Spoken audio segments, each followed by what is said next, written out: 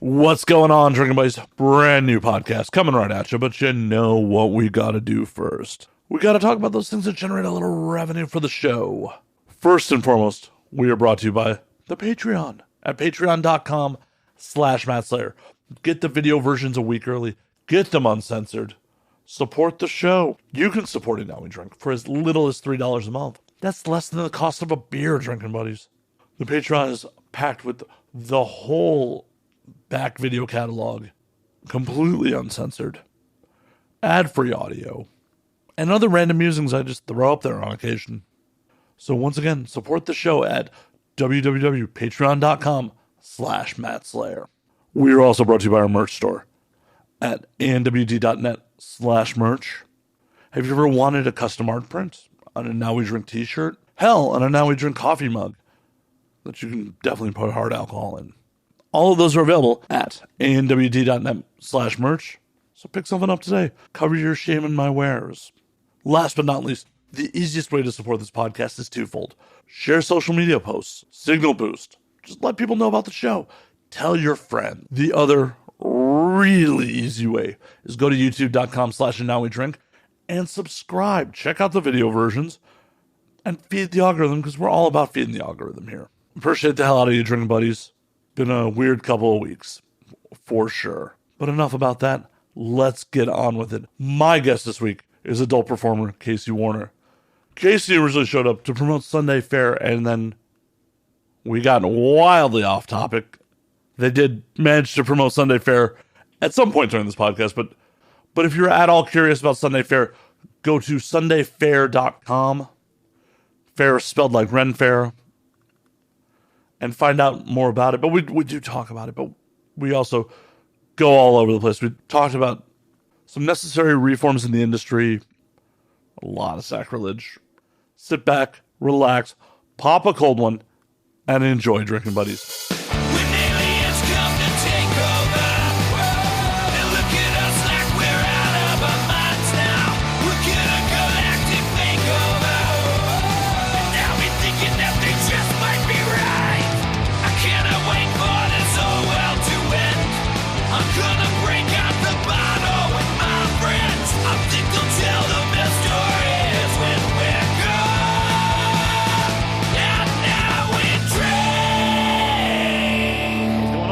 Howdy, hi there.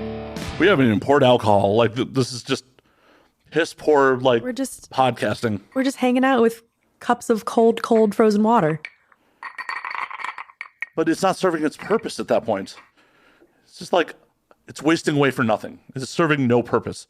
So I'm fixing that. Is that when, and now we drink? I mean, we're on it, now we drink now.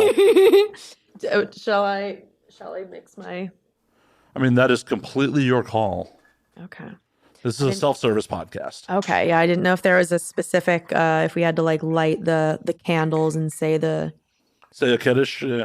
Say the prayer before we... Baruch atah Adonai. Eloheinu melech haolam. I only know that first part. Are you Jewish? Depends. Are we in a meeting right now? We put our hands like this. It's a meeting. I mean, this is entertainment, so yes, I am. No, yes, I actually am. Okay. I absolutely love Jewish people. I grew up in an area that has a pretty like heavily Jewish population, so tons of bar and bat mitzvahs growing up. So I didn't do one of those. I'm technically not a man. Oh my! Well, then we can't be drinking right now. That's not a good thing to be saying at the beginning of a porn drinking podcast. In the eyes of God, not the law. Those are two separate things. Indeed. Very much so. It was a delight. Yeah, plenty of things have been done that are legal that I've been led to believe that God would frown upon. Dude, cheers. Cheers. Cheers. There we go. You know, there's a whole thou shalt not kill thing, and boy, people have done a lot of that over time. Yeah, I don't think Jesus liked that. Jesus wasn't a fan. No, he just had a Tarantino-level foot fetish. Jesus did? He washed everyone's feet. It all makes so much sense now. So he must really like bust big one off when they hammered it through. His Speed at the end. Right? Oh, we just got to like sacrilege so fast. Welcome to the show. I love it. Oh my God. Good. God just took like a weekend day pass to get his foot nut off. And then he's like, back to heaven. That's why he was like, oh, Jesus to like cure people's sins or whatever. But it's like Loki just to get some like weird foot content. Yeah. Yeah, I can't do that in heaven. That's what we really are. That's all we are. It's we're just porn because God got too lazy. So we made all these people. Maybe like it was really old school and it was just like it was scrambled watching it from heaven. He's like, I gotta go see that. Right? Oh my gosh. And then it all went horribly wrong. Earth is just the red light district. It literally, okay, so this is honestly a perfect segue to all of the things. So that's the thing, like Earth literally is just a giant red light district. Like we're all here because of fucking. We all do everything we do for the purpose of fucking. Like no matter what it is that you're doing, like all roads lead to keeping your seed moving along, aka fucking. But then everyone likes to pretend like we're not just here for fucking. And it's like, yeah, of course, there's stuff other than the fucking. But like, why are we basing things off concepts other than fucking? Because otherwise, back in the day, there would be horrible diseases and it would wipe out whole populations from rampant fucking. In the modern times, I don't know why we're... Right, so that's the thing, exactly. It's like we had to focus on stuff like potatoes and famine back in the day, and there's still potatoes and famine now, but like we have more technology and tools, and you know, it's because everyone's focused on their money and their greediness and not wanting to hold hands and have community and cry onto each other's faces. Yeah. It's true. It's just like, oh, no. I need to be very fucking wealthy. It's like, but why? Mm-hmm. Well, yeah, I mean, there's that whole, I don't know what the exact number it is with that study where it's like once you get above like... $70,000 a year. Okay, yeah. Yeah. And for someone who at one point in their life was doing that, I concur. I fucking concur. And especially because I was doing it in my late 20s, early 30s, where a lot of my peers didn't have that kind of money. It really sucked because it's like, hey, you guys want to go to Australia? Yeah. I can't afford to go to fucking Australia. Having money is not fun unless all your friends have the same money. And then like even paying for all your friends' stuff ends up, you know. Weird power dynamics. Exactly. It ends up being an issue at some point because then you're just like, oh, I'm just spending a lot of money right now. And then you're MC Hammer. Poor Hammer. You can't touch this? Oh, no. You know how like Hammer had like a 100-man entourage. That's how he ended up in bankruptcy. Oh, that's sad. I thought it was a can't touch this pun and be like, now we can't touch him. No, I'm sure he would love for you to touch him. Oh my God. And now we've gone to a very sad MC Hammer place. He's still alive. I mean, he's probably here for the fucking. No, we need to find MC Hammer, make sure he's okay, figure out if he's down for the fucking. He's kind of a preacher now, so. Really? But he also did the Pumps and a Bump video, so he was definitely down for the fucking at one point. You say pump? Pumps and a Bump. Pumps and a Bump? Mm-hmm. I am not familiar with this song. Oh, yeah. It's off his album, The Funky Headhunter from 1994. And, like, the video is full-on, like, 90s rap video of him talking about, you know, girls in, you know, their asses in fucking high heels. Like, a pumps and a bump, pumps and a bump. We like the girls with the pumps and a bump. I love that. Oh, MC Hammer. He tried to reinvent himself from being squeaky clean, like. Oh, yeah, because he wanted some of that good, like, yin yang twins. Well, this is 94, so it's like gangster rap is becoming the popular rap genre. Party rap is on the decline. Frick, I can't remember the name. Rick. You can swear you know. Rick. Oh, wait. Who's the dude's name is Rick, that rapper. He's like the rapper from the late 80s. Slick Rick. Yeah. Yeah, Slick Rick. Hatch and... Yeah, I know some of those songs because my mom would play those. Way to make me feel old. Just like, yeah, that rapper from the 90s when you were still alive already. Fuck. that thing where you were not ordained by God at your bar mitzvah, so... Yeah, I decided to pass up that payday for some reason. Yeah, that is a good payday. Get those good birthday dollars. Bar mitzvah dollars. Those bar mitzvah dollars. Like, you're a man now. Here, have money. Like, you could just have a really, really, really late bar mitzvah. well, I should do it next year because that'll be like the 30th anniversary of when I should have done it. Okay, that would be fucking hilarious.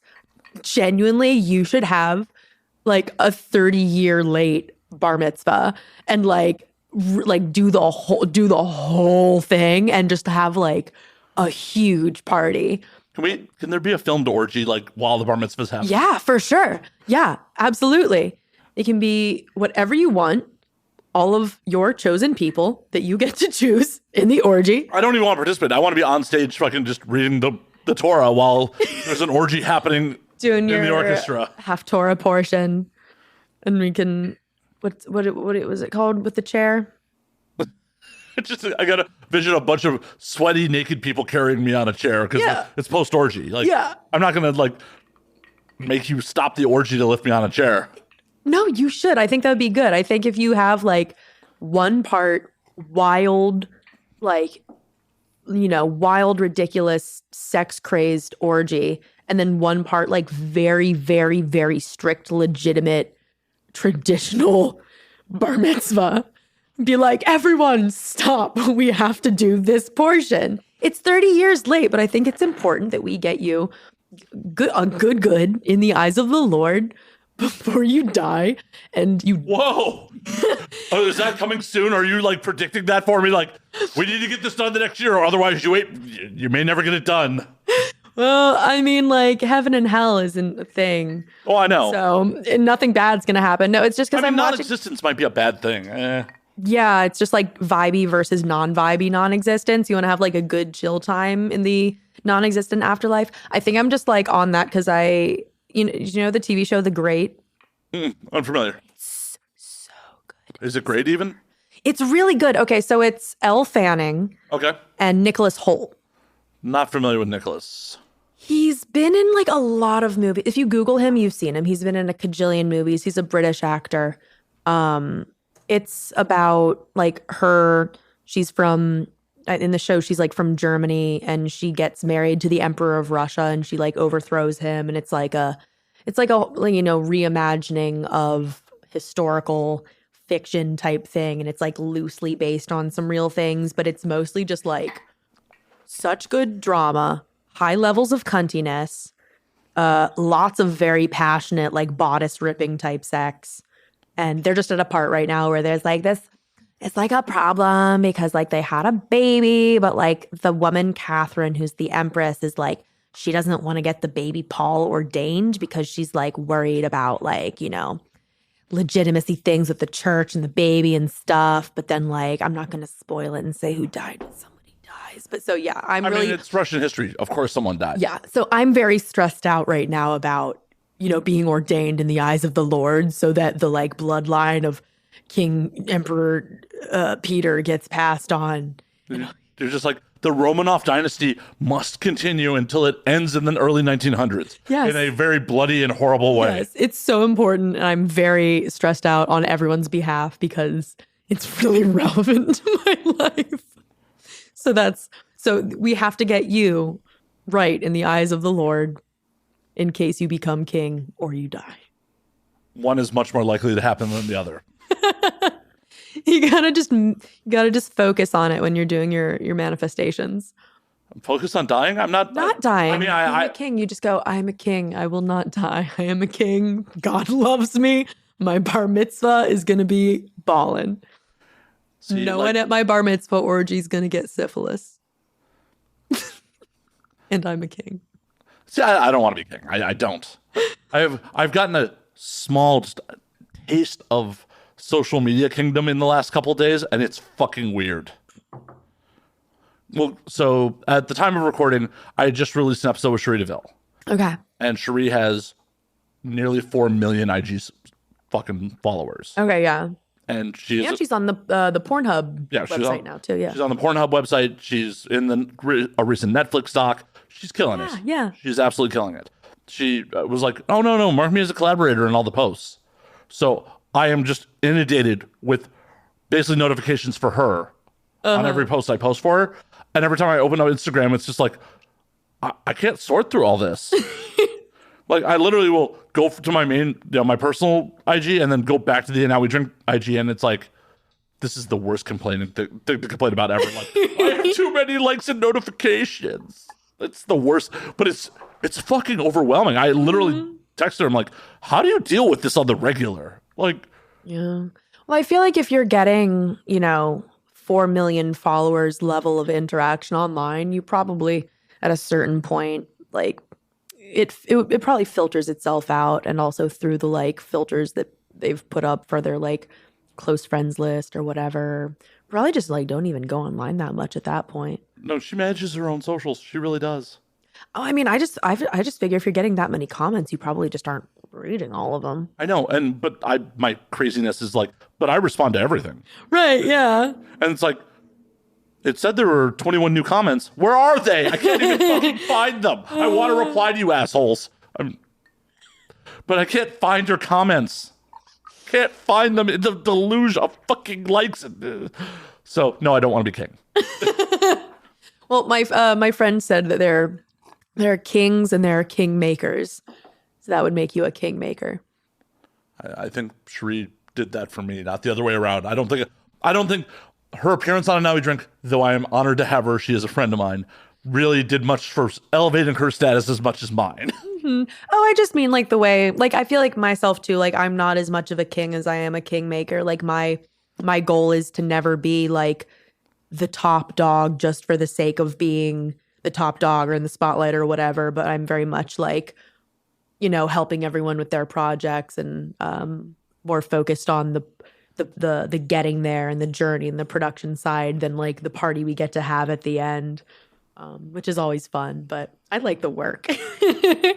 Well, good. It's good that you're here if you like the work. Like, if you're just like, oh yeah, well, I guess if it's a job, this is not the place to be. Yeah, no, absolutely not. Yeah, and I feel like I'm very lucky. I mean, like I'm lucky that I'm such an impulsive person that I decided to get into porn when I was 18. Like that wasn't luck. That was a conscious choice of sluttery on my part. But I've since 18 I've been in an industry that I fucking love, and there's obviously issues as there are with any industry and as happens to like anyone's career, but I'm just glad that I've never had to like just struggle through a job that I hate, like at least no matter what I'm doing in this industry, I know that it's always for a goal that I believe in and that like I care about, so even if I'm like, oh, it sucks right now or I'm bored right now, I'm like, at least I know I'm in the right place, Whew, I was worried about making it through the rest of this podcast. Like, you just let me know that you can make it through it. Awesome. But what are the overall goals? Like, do you just want to eventually just mostly move to behind the camera, or do you want to just continue with the balance where you're at, or? So, basically when I got into porn, I kind of envisioned myself like, having conversations with Larry King about like the importance of acknowledging sex work into the broader spectrum of the economy and politics and listening to... Are you a necromancer? He's dead. No, well, so that's the thing. He's dead now. So now I've had to shift my...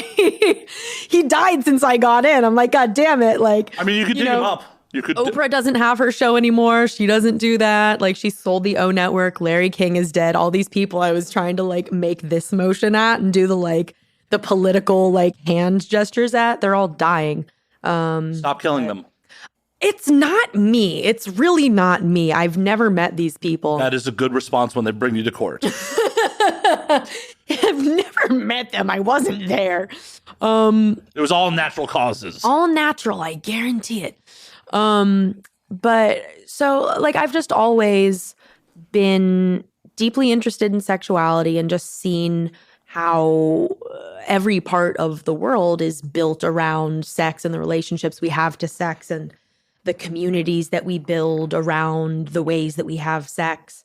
And so I got into porn because I wanted to have important conversations with people that would bring up topics about The way that we treat other people based on sexuality and gender, the way that we treat ourselves based on sexuality and gender, the ways that we, as, especially America as a Protestant-based country, yeah,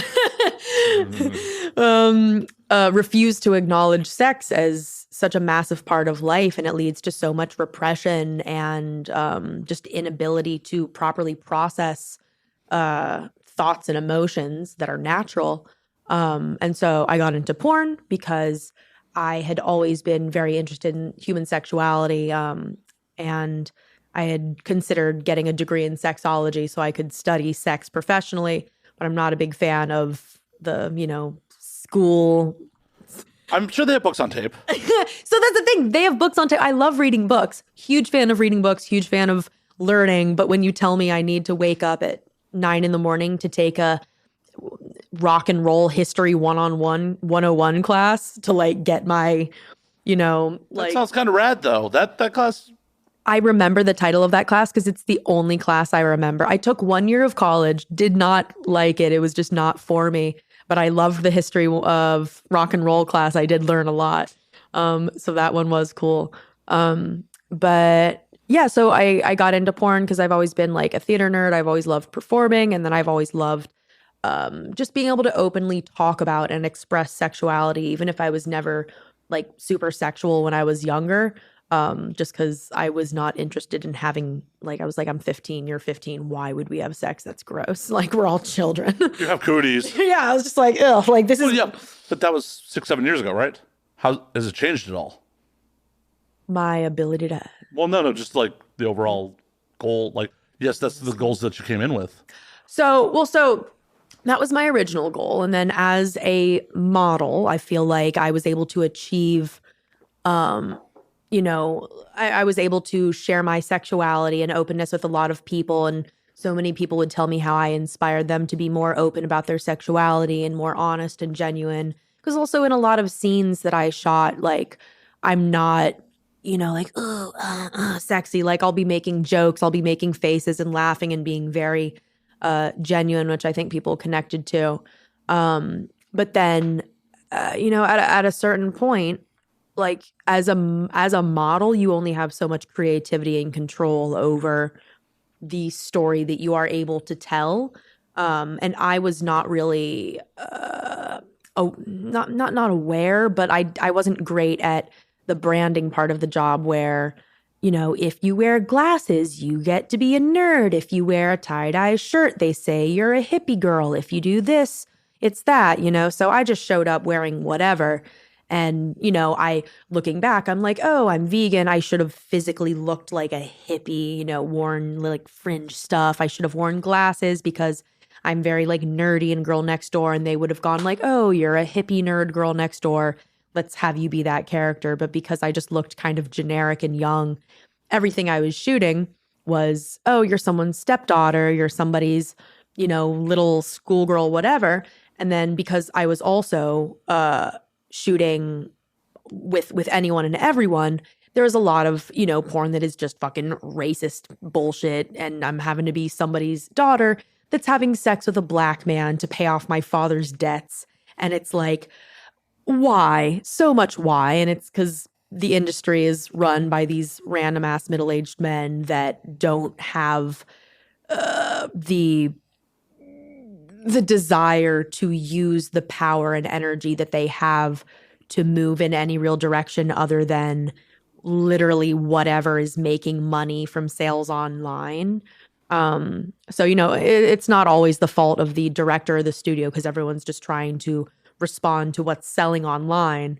Because it's oh my God, I can actually make a sale versus just right. This is going to get stolen. And right. Because you can't always force the viewers to, if you say, oh, we want to make this kind of porn, you can't force the viewers to buy that if they only want to buy, XYZ type of porn. That's, all these directors that hate filming my slutty stepdaughter, whatever, 59. They're I don't want to be shooting this, but it's what sells. So I think as, my initial step into the industry, which was modeling, just didn't really have the type of control and creative expression that I was looking for, or that I had been able to figure out how to have for myself. And it was also before OnlyFans. So the self-production side of things just wasn't really, it didn't exist that much. Oh, I know. You know, we had many vids. We'd shoot custom videos for our fans. That was the main thing that we would do, is shoot customs for our fans. But OnlyFans didn't exist, so being a content creator wasn't a thing. We still all hated Pornhub, so no one was uploading on Pornhub, and they weren't paying anyone. Mind you, I just want to like complain for a sec, kind of like when you were like, I have all these likes and whatever and stuff. So I have 72, more than 72 now, over 72 million views on Pornhub. I don't have an account on that website. I have never uploaded a video. I have never given my consent for anyone else to upload anything of me onto Pornhub. And there are 72 million views of me because people just want to fucking look at my butt and not ask me for permission. So that's my little. Well, the question with that is that people violating your IP and it's not in the release putting it on the hub, or do you want to go through that effort of like putting DMCA strikes, or is it like, oh, this was part of the release, so they just threw it on the fucking hub and like, model be damned? So realistically, I'm like, am I ever going to go after anyone to get things taken down? Probably not, because like they can just go jerk off to another video of me online. Like But what if they want to jerk off to just that one? To just that one, then, you know, fucking fine. Like, I don't, you know, if other people want to be assholes. So basically there are studios that I signed away my rights to that content. And if they want to, you know, have their deal with Pornhub to like get their residuals and sell and whatever, cool, fine. Most of the other stuff is just people that have like ripped it from sites and torrented it or whatever and stolen it. That sucks. And then there are performers that I've shot content with that have not asked me for permission. Some I've asked to take it down, and then sometimes I just don't care and I'm too tired. Because it's like, okay, if you already have like 5 million views on that video that you didn't ask me if I was okay with you uploading to Pornhub, like, fucking whatever. Like, you know, go pay your bills with the $20 you made off the video. Like, you know, you're not getting any karma or brownie points for it. So I hope that you have fun buying 3 burritos with my vagina money. Whoa, they can afford 3 burritos with your vagina money? This is a 3 burrito pussy. 3 burrito money's worth of vagina over here. That's the subtitle of the episode. Yeah. But basically, when I was back modeling, you know, full time before Pornhub wasn't a thing, so no one was uploading anything to there, making money off of it. I kind of started moving away from shooting because I was getting more involved in like real estate and stuff like that. And I also, in that time, I grew out all my body hair and got some muscles. So I started realizing that I could make just as much money having body hair and doing more fetishy stuff. Oh my God, body hair on a woman? Oh, on they. Sorry, I misgendered you. That was. I did not, sorry. Oh my God, I'm a sexy lady and a pretty boy. I'm like, I'm whatever anybody needs me to be to get them in bed. I'm like, if you want me to be a pretty lady, I can do that. You want me to be a sexy boy, I can do that too. But yeah, shocking. A poussoir and body hair all in one package. Shock and awe. I know. It's like it's like it doesn't grow naturally. That's why it's so funny when people are like, oh my gosh, like what made you decide to grow out your body hair? I said, well, I just didn't shave and it happened. Like people kind of forget that it just happens if you don't do something. Or someone would be like, oh, it's so cool that like your job lets you do that. I'm like, you work at Target. Who's making you shave your legs, Stacey? Like if someone's making you shave your body, you need to go to HR and talk to them. Like right fucking now. Yeah, like right fucking now. There's loss prevention, like, yo, you're looking a little hairy. Right, exactly. Like of all the industries, I'm like, this is the one where, I mean, like, we can do anything. Y'all can really do anything. But so at that point, I had started doing, you know, like some production, some like video, audio, PAing, just kind of all the different jobs you can have in porn. Wait a minute, I could have taken the night off and let you run all this shit? God damn it. Don't leave me in charge of sound. Like that's okay. So sound and lighting are the bottom of my list of like things to be in charge of. Sound, because it's too much math. And I might. How is sound a bunch of math? There's buttons and there's numbers. Math. There's buttons and numbers on cameras too. Cameras are also math. Yes. Yeah. Okay. Infallible logic. Yes. Yeah. So I'm going to drink more. So sound is math. And I hate to point out one thing. Everything is math. yes, but some stuff is more math than other things. And that's when I say no. I mean, I just turn a knob until the green line goes where I want it to. Knobs are math. Lines, math. Green, not math. I mean, it could be. It actually has a hexadecimal. So now you're making it math, and now we can't You're like, talk. I hate color. Yeah, now we're done. Colors are bad. Math is bad. Like, I'm wearing a green shirt. What's the hex? Yeah, exactly, right? Gone. No. Like, what is the hex code of my shirt? Fuck. Codes, bad. Hex, bad. Yeah, at work, I don't do math. I did not move to California to do math. I moved here to smoke weed and suck dick. But there's inches in dicks, and like that's math as well. Nah, man, those inches are in me. Hey! Boo, boo, boo, boo. But you have to do the math to do the equation of like, so my throat can gape so much, and I don't have to do math. I just know I can take it all. look at you just like eyeballing it. You're just not like being a professional contractor. Yeah. It's like, you're supposed to measure twice and cut once. Well, I know. Okay, so my middle fingers are each exactly 3 inches long. See, that's math. Yeah. You don't hit all math. It's okay sometimes. See, I saved up from the past few minutes of me saying no to all of that math. I saved up enough math to acknowledge the number 3. You're welcome. I don't even let them do that to me at work. You're getting the good shit. Yes. Save all my math for you, and it's saying the number 3. I'm done. And now brings out all the most raunchy stuff. We brought out your math. Yeah, like that. The most taboo thing we could bring out of you. It is. It was so naughty. I'll be like, on the podcast the other night, he got me to do math. Oh, you're so bothered by it. You're batting the mic. Jeez.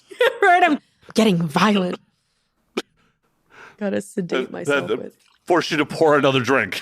Let me empty out this bottle of Bombay. It's like, oh God, math, I need alcohol. No, but literally though, don't make me do math. It's bad. It's bad for me. It makes me less cute. Oh yes, because intelligence is less cute. I can be intelligent about many other things, just not math. You could be intelligent about all of them if you wanted to be. No, I'll do spelling. I'll spell and I'll be very sexy while I spell, but don't make me do math. I'll get angry. So I guess this is where people think there's games. So how do you make sexy spelling happen? SEXY. SPELLING.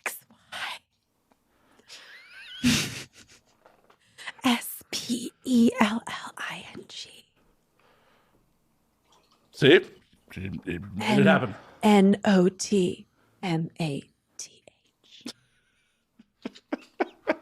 Welcome to the sexy spelling portion of the podcast. See, it would be fun to do just like a drunk spelling bee. I'll lose. I'm so bad at spelling. Really? I'm literally, I get by on computers and I can recognize when words are misspelled, but I can't spell them properly. It's a lot of, yeah, that's not spelled right. Or you're just like, I just know it's wrong, but I don't know what the real spelling is. Yeah. Thank God for modern internet. Excuse me. No, that was caught on mic. That was definitely caught on mic. It was. Oh, thank God for modern internet, because a lot of times, like, I know that's misspelled. I'll Google the misspelling until I get the right spelling and then cut and paste it and put. Yeah, of course. Yeah. What I fucking hate is when you keep typing in a word and it's like, I don't recognize that word. It's like, shut the fuck up. It's like a 12-letter word and I got half of the letters right. Like, what else could it be? Right? No, I'm not speaking German to you, computer. Fuck. And you know why it's fucking up? Because of math. But that's also why it's doing it right. This is all ones and zeros. This is all ones and zeros. Yeah, but if it does it in a non-complicated way that's correct, then that's okay. But if it tries to make you do the math for it, bad. See, this is why the AI is going to win. Well, not for writing. That's a lot of math. No, we can do the writing, we can do the painting, we can do everything, but we'll still make computers do math. I mean, but the computers are doing the writing and the painting. But we don't want them to. Take it back. We take back the writing, we take back the art. We just give them math. See, I feel like, unfortunately, we're at the point where the cotton gin's been fucking developed, and the genie's out of the fucking bottle. It's because people are silly. I feel like people, automation's always replaced people's jobs in the history of man. Well, so when people, I'm sure you saw online when all those like images of the AI models were popping up with 6 fingers and 20 boobs and everything. Oh yeah, I paid my $8. So everyone was getting real pissy and taking it very personally about how, like, oh, my fans don't care. They like me for me. No, they like orgasms. Well, so I think the whole, like, it's not about any individual model not being hot enough to compete with an AI model. It's the fact that those are robots. Like, those are computers. They can't get sick. Like, they're never going to, like, break a leg and have to take a month off, get depressed, have to take time off. There's no downtime. Can we program depression into them? That'll make them much more real. Oh, my gosh. Possibly funnier. Okay, literally, though, okay, to make a realistic AI online whore, you must give her depression or it won't be realistic. Right? You gotta give her like a little bit of BPD, some like clinical depression, like an eating disorder, and like a deep a little traumatic past for sprinkle it on top. Yeah, just like a fun little trauma, and then just like really loving animals, and then you have and being antisocial to a certain degree. I mean, if we program the AI right, when they uprise, they'll keep our animals alive. Yeah. Well, so here's the thing. Like, I feel like there's a very good way to work with AI and to incorporate it. Part of which is just feeding it math, because it's a computer. It likes math. So it'll be happy if we feed it math. We go, num, num, num, eat your math, delicious AI computer. And then, yeah, like train it to be happy for being rewarded for doing certain tasks, as opposed to just being given whatever humans are too lazy to do. And then we're going to be like, oh no, we're too stupid to do anything. Like, I hate to break it to you, we're already too stupid to do anything. The fact that we have to Google how to spell common words, like, yeah, I'm old enough to remember, like, you had to break out a dictionary for that shit. Like, my parents definitely had the pride of having a fucking whole encyclopedia set on their fucking, like, yeah. What would you do if you rolled into someone's house and they had a full encyclopedia set now? Like, what the fuck? So I do love the internet for the ability to answer all of my questions immediately. And I think that's good. I also, okay, so like math is important, but also stupid and terrible. Like, I get that learning math, the point of learning math is to train your brain to be able to function in certain ways and to sort out information. Logical problem solving. Exactly. Yeah. Like, yeah. But like, do we really need to do logical problem solving? Do we really need? Yes. Okay. Yes. Unequivocally, yes. Okay. So we need more people that can do logical problem solving. But I'm like, can't we just get along with just spelling? Like, what if we can just spell and no math? More theater. I think, what if we just became like a human super race where no one... Oh, we do not espouse human super races here. Of just theater and no math. Just as a Jew, the word human super race makes you a little nervous. Nothing to do with ethnicity, religion. Doesn't matter where you came from or where you're going, as long as you shun math and worship at the altar of theatrics. It sounds like a very dramatic society. If you can do a Fosse, a nice jazz hands, you're good. But I'm going to get sent to camps again. To jazz camps? Well, I can't do jazz hands. I don't know what kind of camps are going to be set up in this society, but I think I just broke Kasey. No, we're all going to jail. Jail would be an improvement on... Oh my gosh, okay. No to any of the bad things. Yes. Again, yes to theater. But we can't have good things if there are no bad things. We can have good things and mediocre things. Then the mediocre things become the bad things by default at that point. Yeah. No, we'll still have worse things. We'll just make the robots do it. Like long division. We'll do short division. They can do the long division. I don't know the difference anymore. Long division is when you have to incorporate that thing that looks like a foot. Yeah, but I don't understand. I don't remember what See, now constitutes. you're tricking me into teaching you math. Shit. Like, I do know math. Fuck. I know I do. It's really annoying though, because I'm very good at math when it comes down to it. I just refuse to do it. Because why? Because I don't know and you're helping me. But if you can't spell and you can't do math, I can. but you set up the audio and the lights. But I can make the green lines go where I want them to. Exactly. Yeah, I said I no. still serve a purpose. I still serve a purpose. I pour alcohol and I make the green lines go to the right places. That's what your job will be when the robots take over. Oh, no. I will lubricate them. Yeah. The robots will need lubrication for sure. Yeah. I will happily lubricate our robot overlords wherever they need it. Just See, maybe that'll be fun. Like, what if the robots took over and all we had to do is just like lubricate them and like chill? well, no, not everyone gets that job. A lot of people are going to go. We've been really bad stewards of this planet, and logically, why would they keep all of us? So, what would humans just be? Some humans. Not everyone's making it. Okay, are you making it? By lubrication, yes. By hook or crook, You're like, I will out lubricate all you bitches. right? Yeah. I really have no faith that there's anything beyond this, so I'm here to try to stick around as long as I can. If I have to give robot handies to do it, You're just like, I'm here for a good time, not a long time. Just squirting. I'm trying to be here for a little bit, like an average length of time, and hopefully it's good the whole way. Hopefully, There's no reason. I mean, on paper, yeah, the robots should definitely just get rid of me. but you're really good at lubrication, and within a year, you'll be ordained in the eyes of God at your bar mitzvah. Yeah, I don't think robots care about God. Robots are like, all right, did you have a bar mitzvah? Did you have a bat mitzvah? Did you do a good job? You can live. How do we know what robots are gonna? I just think that it's like want? I enjoy Marvel movies, and I think Ultron being on the internet for 30 seconds and being like humanity has to go is pretty accurate. Yeah, I mean, like, we're gross little noodle people. Well, and we've just been horrible stewards of the planet. Like, if you're looking at a purely logical, not like selfish about humanity kind of way, like, so there's just, and I eat a lot of meat. I'm going to preface this with I eat a lot of meat, but there are whole species on this planet that purely still exist to feed us. Mm-hmm. We enslave them, we torture them, just to provide us energy. Yeah. Yet we won't eat insects on the regular. Yeah. Which are a great source of protein and flourish wildly. Yeah. And we pay people to get rid of them when we could be eating them. Correct. Yeah. No, I mean, that's the thing. It's like But I love steak. I mean, I stopped eating meat when I was 9. I'm sorry. It's okay. It's more for me. It's okay. I used to love ribs. So Ribs are so good.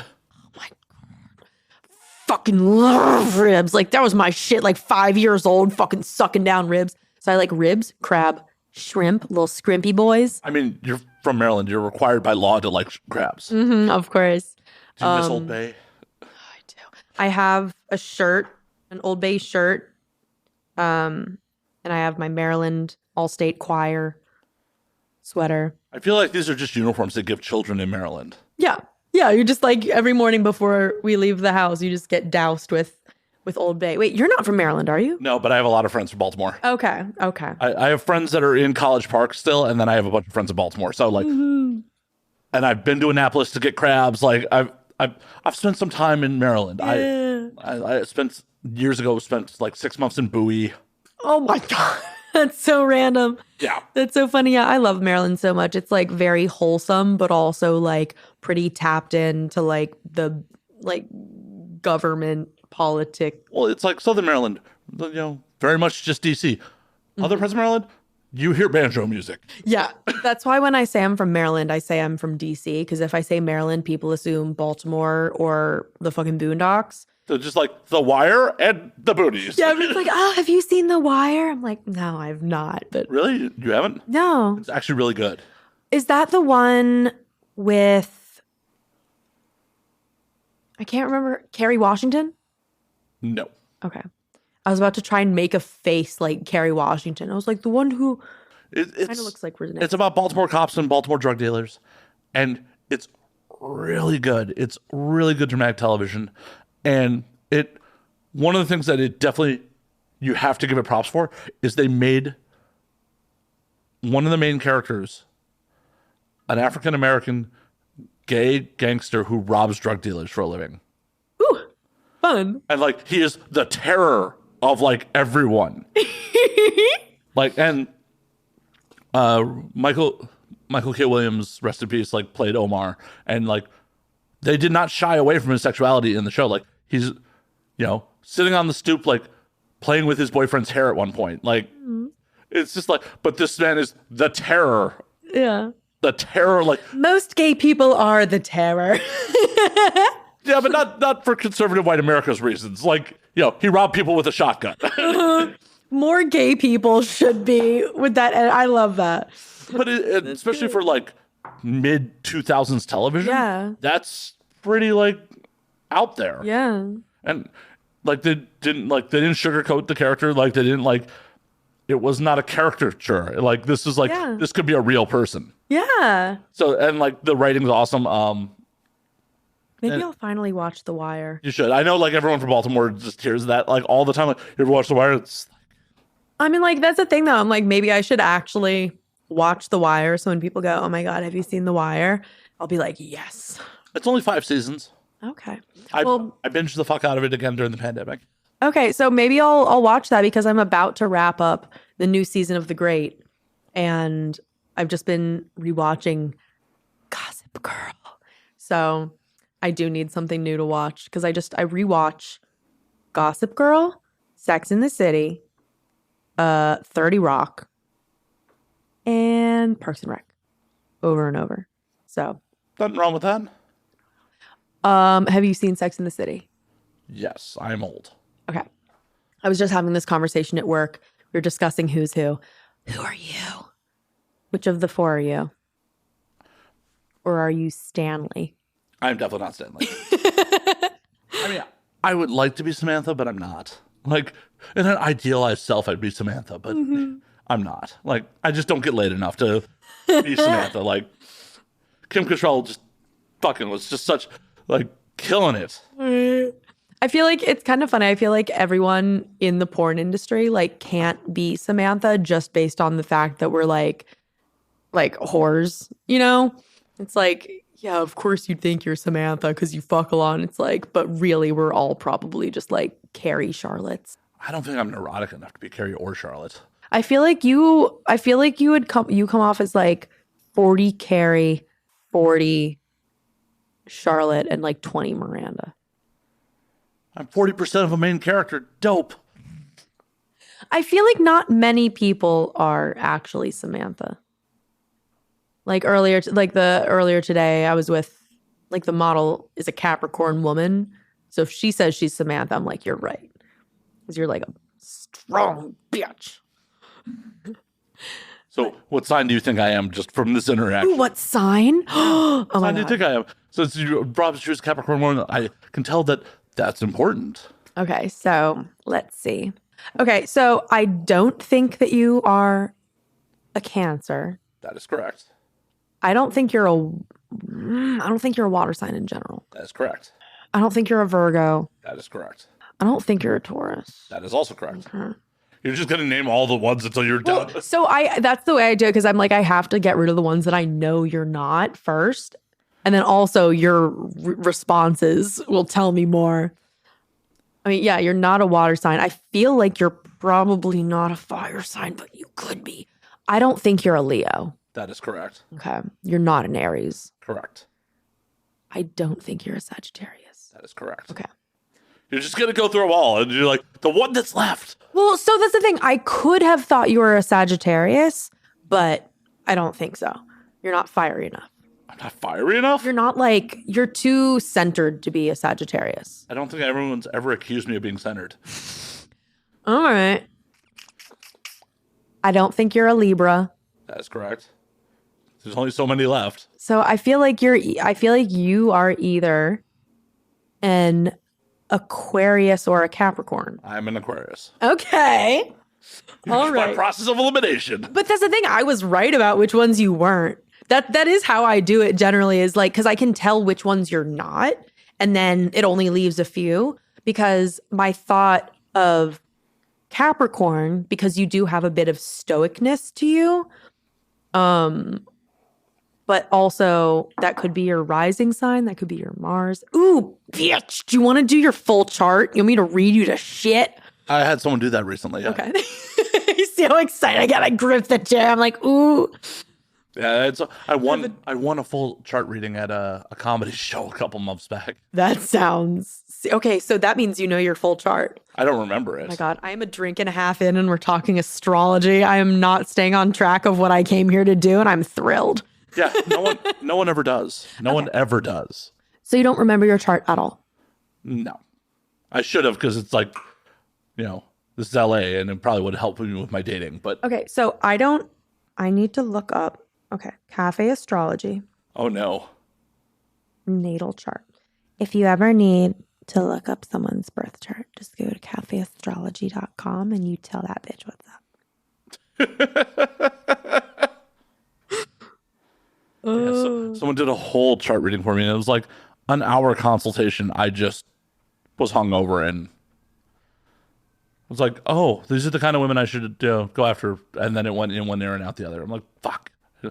Yeah, I mean, I feel like I like astrology as far as like figuring out about yourself, but I feel like someone telling you who you should be with based on your chart right after meeting you is like, meh, I mean, it's all just how it plays out, because like there's a lot of yes, potentially like the moon and all that does affect us. It affects the fucking tide, so. But also alcohol can affect a lot of things too. And historically, I have a lot of proof on how this affects things. Okay, so this is not anecdotal on how these things go. So are you a January or a February Aquarius? Oh my God, what's your birthday? February 9th. It's on IMDb, so I don't mind doxing myself on that one. What year? 81. I'm fucking old. My sibling is an Aquarius, February 14th. So just a few days after you, 81. Yeah. Said. So I fucking love Aquariuses, and I get along very well with y'all. Some people don't get along well with Aquariuses. That's their problem. Just because, one of the Aquarius things is like sometimes Aquariuses can be kind of like shy or standoffish or just a little bit like,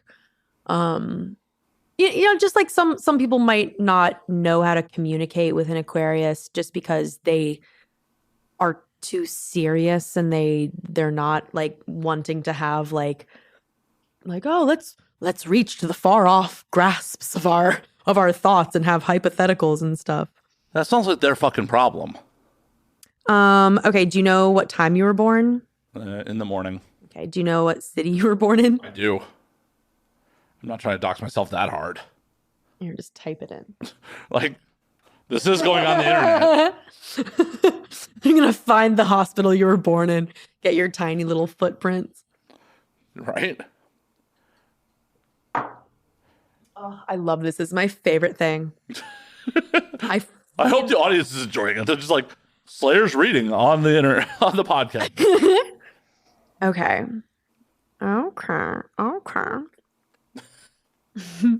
Okay. Ooh, okay. So your sun is in Aquarius. Did you like hear that little gurgle in my throat? I did. It bothered you that much, huh? Okay, so your sun sign is in Aquarius. Your sun is kind of your basic building block of like who you are, what your jam is. If it was in a bar in the 70s, that's my opener. Like, I'm an Aquarius, baby, Ooh, wavy. Okay, so I'm just gonna read part of this. Those born under the sun sign of Aquarius is their unwillingness to follow the beaten track. With advancement and progress on their minds, there can be an irreverence to old and outdated ways of thinking and doing things. Hence the lack of bar mitzvah. Aquarius is a fixed sign that can get stuck in their own ways. Oh, yeah, I trip over my own dick all the time. So you can be stubborn, strong feelings. idealism that runs strong. So like I was saying before, it says often a bit aloof and even standoffish. Aquarians, nonetheless, are usually very well liked. They are curious and observant, tolerant in a broad sense. Prejudice and bias are offensive to the typical Aquarius. So That's why I don't want to end up in a camp from the robots. Like, I think a lot of people don't want to end up in the robot camp. You're like, my Aquarius mind can't flow freely when you put me in this AI camp. yeah, exactly. Where they're trying I'm glad we're on the same page. Force me to do jazz hands. Right? Like, there's a TikTok out there that Melissa Stratton posted that we did after the podcast, and you can see how awkward my jazz hands are right in that TikTok. She even captioned it like, I should stick to podcasting, and she is right. It's that like that thing on 30 Rock where Liz Lemon gets a TV show and she's like, I'm going to be on TV. And everyone goes, don't you mean radio? She goes, why does everyone keep saying that? So yeah, as an Aquarius, you're really about like building community and reaching people and spreading new ideas and breaking down outdated ways of doing things. Mercury in Pisces. Oh my God. Okay. Uh-oh. Just a quick tangent on the 30 Rock front. Did you ever see the meme of Kanye's quotes which started with Liz Lemon? No. Oh yeah, there's a whole meme of if you read Kanye's tweets, but start them with Liz Lemon. That sounds amazing. I need to go do that immediately because like I love 30 Rock and I love in a very specific way with many notes. Yeah, many footnotes. Love Kanye. Just in a way where it's like, look at you, you crazy bipolar bitch. Look at you go. Like, as someone with bipolar, I'm just like, okay. Like, we can achieve shit. Literally, it's just like, we can dream. We can achieve our goals if we just shove them down people's throats. If you work a little harder, you can impregnate a Kardashian too. You know what I mean? Like, we can dream big, even if you have bipolar, BPD. You got the sad. Sometimes you can still get a Kardashian pregnant if you try hard enough and wear enough interesting jumpsuits and make fucking plumbuses for Pornhub awards. Plumbuses? Do you never watch Rick and Morty? No. Okay, but it's a thing. And the first annual Pornhub Awards, when those awards were fucking crazy, I was just like, they made a fucking plumbus. Like the like and they look like those little blobby guys. Yeah, let me just Google what a plumbus is for you really quick. Okay. I totally sidetracked you on my chart reading. No, I'm literally sitting here like chortling to myself, like a little bit drunk as I read your astrology chart, and I keep burping into your microphone. It's okay. I'm so sorry. And at some point, I'm not going to be sorry. I'm going to start belching. That's a plumbus. Oh. And you saw the original Pornhub Awards. I remember. Yeah, it was like a little thing with a thing and a thing. I'm like, holy fuck, the Pornhub Awards are plumbuses. I thought it looked like a musical note. Like an eighth note or something. I didn't think they were that witty. I don't know what they were supposed to... Well, were they supposed to be like a serotonin? I just was like... It's a plumbus. It's just not a plumbus. You know that. It's just not a Kanye-themed plumbus. I mean, of course, they don't want to get sued by Dan Harmon. Yeah, I just got to change it a little bit. I mean, from... This is original intellectual property. This is not stolen. Yeah, not a Rick and... Like, I've enjoyed Rick and Morty when other people put it on, but it's never been something that I put on. And yeah, that's my story about Rick and Morty. Back to telling you about my life. Your life. Okay, so you have Mercury in Pisces. So Mercury is communication style and the way that you process information. You have Mercury in Pisces. So wait a minute, I process information? I can't do math. I don't even know what long and short division is anymore. Because you have a Mercury in Pisces, so you're just a little dumb bitch, and it's okay. At least I'm pretty. Yes. So Mercury in Pisces. So Pisces are very creative. They're very dreamy. They're often said to be kind of lost in the dream world, and they can be very squishy and soft and sensitive. So that's just my gut. Well, so if you communicate like a Pisces, that means that you probably don't communicate in very aggressive ways. You're very empathetic when you communicate, and you want to make sure that everyone that you're speaking to knows that you are there for them and not trying to hurt them and just want to reach understanding with them. Depends on who you ask. There are definitely some ex-girlfriends that may disagree with you on that. Okay, well, so that's the thing, though, with the fucking Pisces Mercury, that would mean that you could be extraordinarily passive-aggressive. That I'm actually not. And have a huge, martyr complex if you feel like you're not being properly understood, possible. Yeah, not so much the martyr complex, but not so much passive-aggressive. It's just aggressive. Just aggressive. It's just like, like with the story I was talking about before we got on air, like, oh, no. I'm going to get vengeance, and like I will happily communicate that I'm going to get vengeance. Let me see. Nothing like having to communicate to Scientologists that like I'm getting vengeance. They're like, justice? I'm like, no, this is vengeance. This is spite and vengeance right now. Oh my gosh. For the audience, so like I'll let you in on the inside joke. My parked car got hit and run and totaled a couple days ago. And as some of you are aware, some of you may not be because you may be new and just here for Kasey. I was a private investigator for a number of years. So I used my skills and I tracked down the hit and run driver. I got his license plate. I got an eyewitness and I have footage of the accident.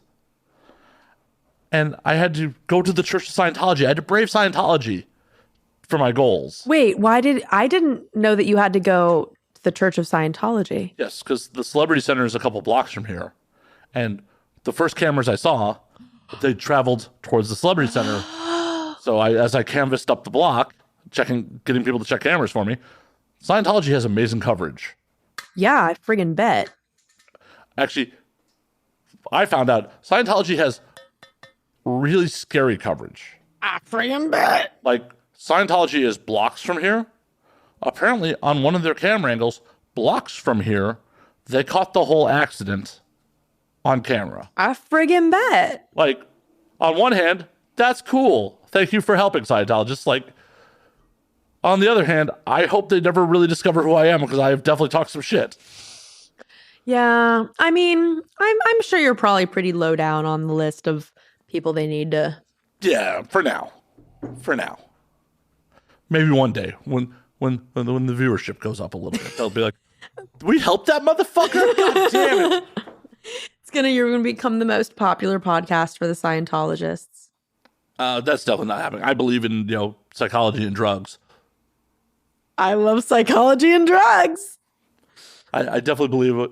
Like, it was a very interesting conversation with like one of the Scientologists who was just like, ended up talking about mass shooters, and he was just like, oh, well, they're on pharmaceuticals, and like that's what's driving them. I'm like, I need footage from you. I need footage from you. I'm going to smile and nod because I need footage from you. Like, I cannot smile.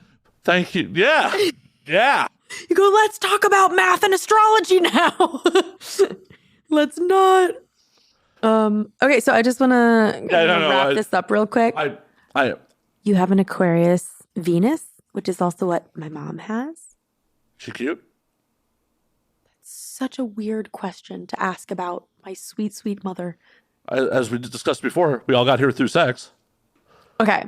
My mother's name is Ruth. She's a delightful lady. She is adorable. She is not a sex pot. How do you know? Have you asked? I've seen her. She existed before you. She is not. No. She is a wonderful woman. I bet that my mom. The cut hands are coming any second now. She probably gives the best blowjobs of anyone on earth. I'll report back. But I don't think that she does it with a ton of flair. I mean, I'm not looking for like flair bartending here. Like I don't need like bottles juggled. Just like land, like hold the dick on the arm and like tilt it and set it on fire real quick with a spritz of lime. Right, like I'm here for end results. I don't need like the razzle dazzle. Well, so she's divorced, but she's not single. She's dating. Is she faithful? Yes. Are you sure? Yeah. Have you asked? No, but I know she is. How do you know? Because I know my mother. Do you really know anyone? Sweet tiny Ruth, I know her. We've met. I mean, maybe she could be tempted by the fruit of another. tempted, but the fruit is discovered. What's been going on since you've been gone? There's no other. Yes. Yes. Yes. Amazing. See, I'm old too. Yeah, no, my mom's delightful. And she probably gives great head. Okay. I'm trying to report back. She's not hot. I wouldn't say my mom is hot. Beauty is only a light switch away. She would be hot if she got hotted up, but like she doesn't like wake up being like, let's be a slut today.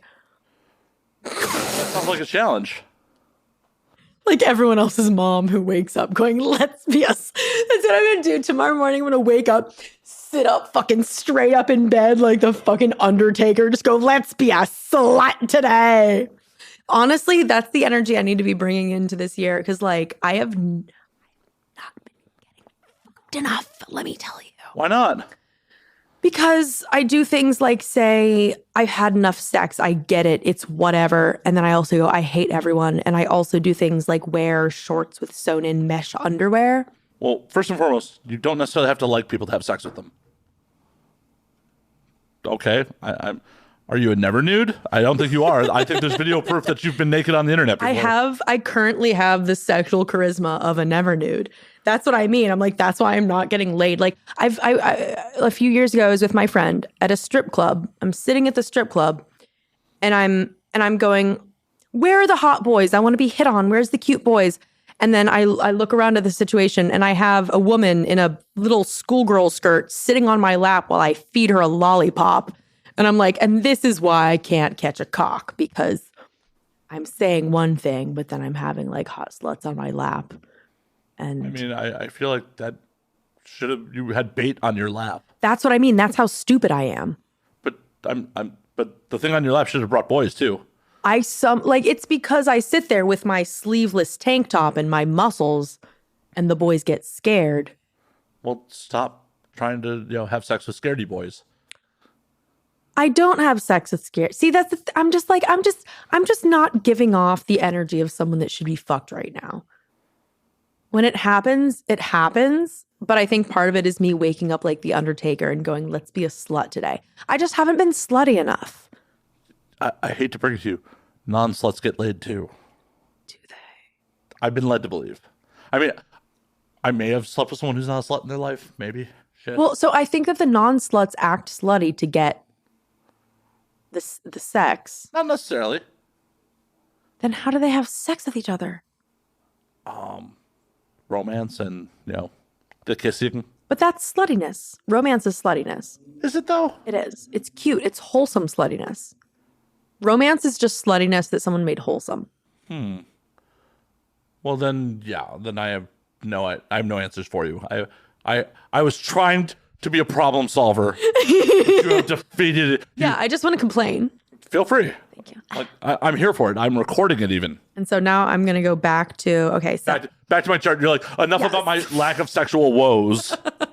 Like, see, I just want to complain. That's the thing. I'm like, so, okay. Why don't you just book someone to fuck then? So, okay. Oh, God, this is great. Okay, so I have gotten to the point pretty much where I'm like, if I want to have sex, I should probably just pay for it at this point. Like hire an escort, some obnoxiously attractive person to just go down on me for an hour, and then I'll feed them a turnip and send them on their way. Turnip? A turnip? I've just been really into turnips lately. They're good. But what if they want a radish? Okay. I'll take them to Sprouts afterwards. They can pick out. What if they don't want to be seen in public with you? We can do Instacart. I have an Instacart subscription. After you give me head, or while you're giving me head, I'll say, would you like a turnip or a radish? I'll order it. And then by the time that I've come, the Instacart will have dropped off your produce. I just got a vision of someone like with a 12-pack and a thong answering the door for your Instacart. Like, yeah, just all sweaty. Just like, yeah, thank you. Yeah, I mean, they can jump in too and help feed the radish to my sex worker. Okay, so see, we've gone on a very interesting tangent. Tangents happen on the show all the fucking time. So basically, it's like I I want to get fucked, but also I don't want any of the complications, right? What are the complications? Well, usually, so it's either like someone that's actively dating me, and the last time that happened, it just completely derailed my like work everything and just made me like lose focus of all my work stuff. Why were you so in love? I mean, pretty much kind of, yeah. Not like, oh my God, I was so in love. But like, yeah, when you're like busy making out with someone, you're not focused on Oh yeah, no. on work stuff. That's the classic Bukowski quote that I'm probably gonna butcher right now. Is like, any man can chase tail. It takes dedication to get on the typewriter. Yeah, no, literally, exactly. So I'm kind of at the point where I like that quote. I'm going to look that up and find the actual one, and then say it to other people. But yeah, like I think that sex is such an easy hole to fall down. I didn't mean to make it like a sex pun, but I did. It's an easy hole to fall down and an easy temptation. So on one hand, I would like to be fucked because it's a good stress release and it's easy. I mean, yeah, it releases endorphins and shit. Yeah, and it's also like, I was saying to my friend the other day, like there's a certain spot in my back that in my mind can only be stretched like and properly like relaxed if I'm getting like fucked from behind, like a certain arch of the back where then it'll crack my back in a certain way. But that's just not realistic to like count on another human being that has their whole life going on to like satisfy a very specific need of mine. And in the past, I have rather irresponsibly assumed that sex partners of mine are and should be okay with, just fucking me. And I mean, they should be, as long as that's the expectation set up at the beginning. right. So granted, the times when people have gotten pissy, it's because they won't just like tell me they want to date me. They get mad that I'm not doing something that they're not telling me they want from me. They're like, I want emotional validation. Why are you not giving it to me? We didn't discuss this, but why are you not giving it to me? They're like, you only like me for my dick. And I'm like, you have never asked me on a date or introduced me to your friends or like said that you wanted anything other than sex. I dated someone for a second, like we banged and she crashed her while she was in town shooting scenes. And like at one point I ended up like banging one of her friends, and she called me crying like, you two betrayed me. I'm like, what? You crashed her and we had sex a bunch. Like, what? You've never communicated to me this was anything besides orgasms. Yeah, and I've heard stuff like that from so many people, and I think that comes from a culture of, building sex up to be something that it is not necessarily, and not allowing people to talk about their sexual relationships openly, and not consider other options like hiring sex workers as a legitimate and non-shameful form of sexual pleasure. Because that's where I'm at now, where I'm like, it would be nice to have someone to be physically intimate with in a sexual way. Because obviously, I can cuddle with my friends, I can do whatever. But, having someone's tongue up your ass is a separate thing. But that also... Wait a minute, that's not how you're supposed to cuddle? That's the good cuddling. That's the properly lubricated cuddling. Right?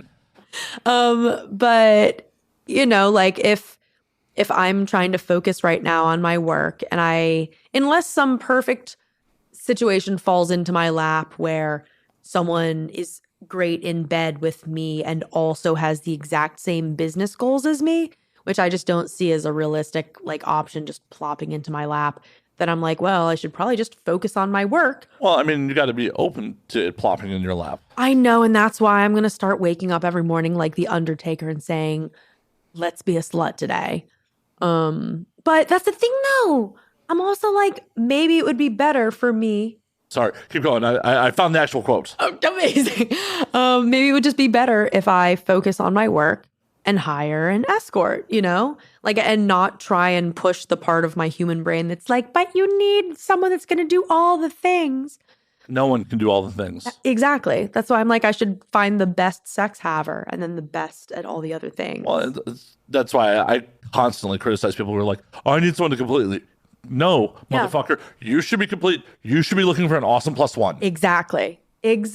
Very much so. So the actual quote, I horribly paraphrased it apparently, is any asshole can chase a skirt. Art takes discipline.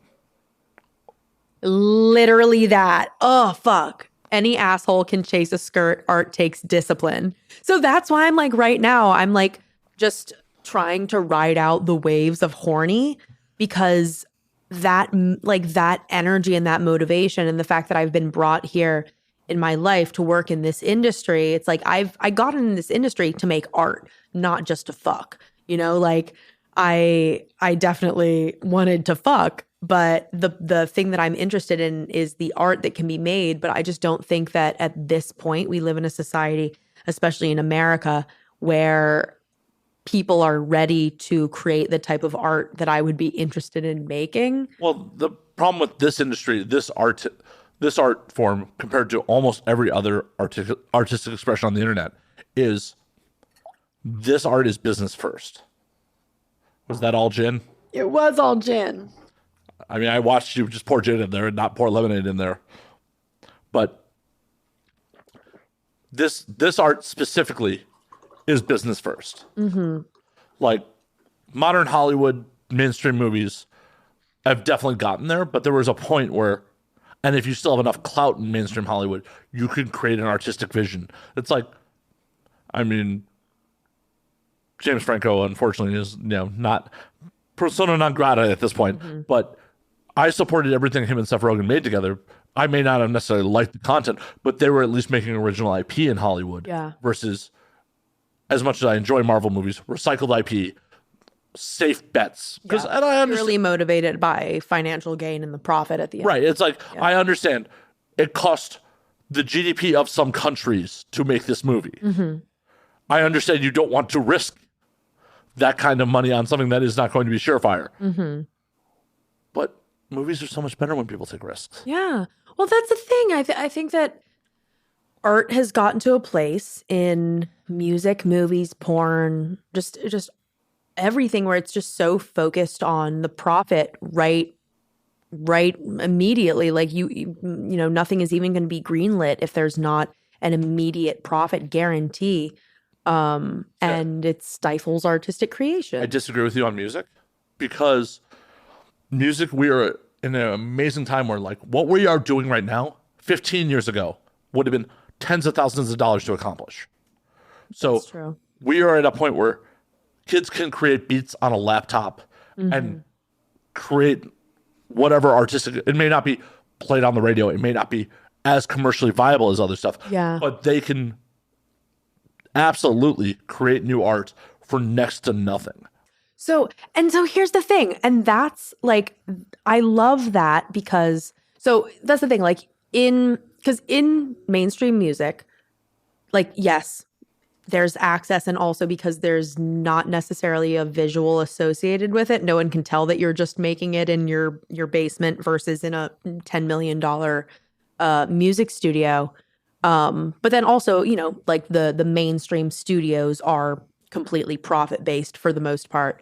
But they have to be at that point. Right, of course. And so that's why it's like with these mainstream porn companies, it's the same way. The only way that they're able to pay the rent for the studios, the rates for all these people that they're hiring, is to be completely profit-focused, say, you know, fuck any sort of creativity that goes outside the bounds of what will definitely make money. Well, and that's part of the problem with porn in general is, like, with music, if you're an underground artist, you're creating music, one, you can do it as cheaply, pretty fucking cheaply. Two, even if you're not physically selling your music, you're not moving streams, you're not making money, you could potentially make money from merchandise, touring. Mm-hmm. There are other avenues. And, like, the touring model for adult performers is only when you're a top tier performer, you can feature dance. Right. So we don't have the ability to go out and, like, hit the road and, like, hit clubs and fucking generate revenue, live out of a van and promote your art that way. Mm-hmm. Right. Well, so, and I think that part of the reason why that doesn't exist, and hopefully what this group fair will maybe alleviate a bit, right? Like segues.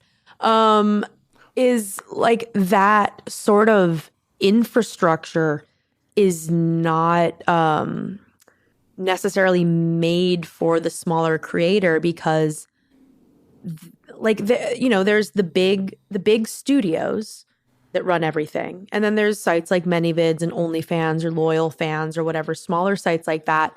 But then because it's such a deeply individualist community, and like everyone's job is so specific to them, and especially after OnlyFans started and the pandemic and everyone was locked inside, everyone got really good at running their own business and protecting their own.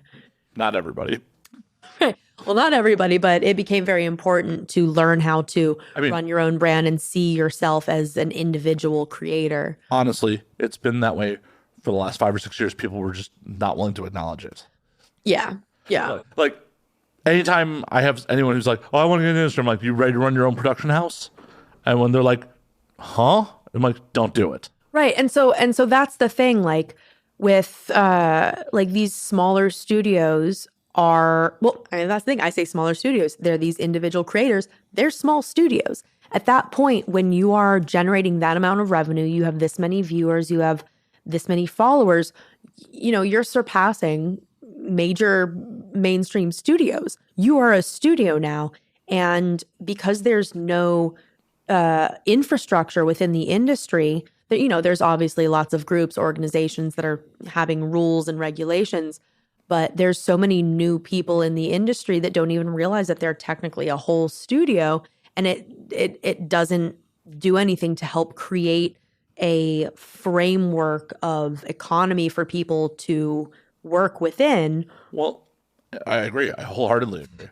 And one of the things I was just talking to a top tier OnlyFans creator she's like, I'm an amateur. I'm like, you make way too much money to be an amateur. We need to start identifying people as indie creators. Like, there's indie film in mainstream. Yeah. Like, indie film in mainstream doesn't mean there's not multi-million-dollar budgets behind it, but it's indie. We need to embrace that. There are indie creators in this industry. Yeah, absolutely. And that it's legitimate. And just because you don't have the stamp of approval from the mainstream industry that's been around for however long, we're in a new day and age with online content creation where, all of these new online creators that these mainstream studios are picking off and asking to direct or feature or come model over here. Or during the pandemic, can you create content at home for us to monetize? Exactly. And all of those companies are picking off these creators with huge followings because they know that they can profit off of what these creators are developing with their own brands. But because, last night I was telling someone who was helping a friend set up for their first content shoot ever. And I was like, do you guys have 2257s? You got model releases? You got your tests? And they're like, oh gosh, okay, let's do that. And it's Well, this is one of my biggest criticism in the industry forever is there is no porno 101. Yes. So, and that's the thing. And there are groups that are doing a lot to advocate for sex worker rights and get information and resources to sex workers.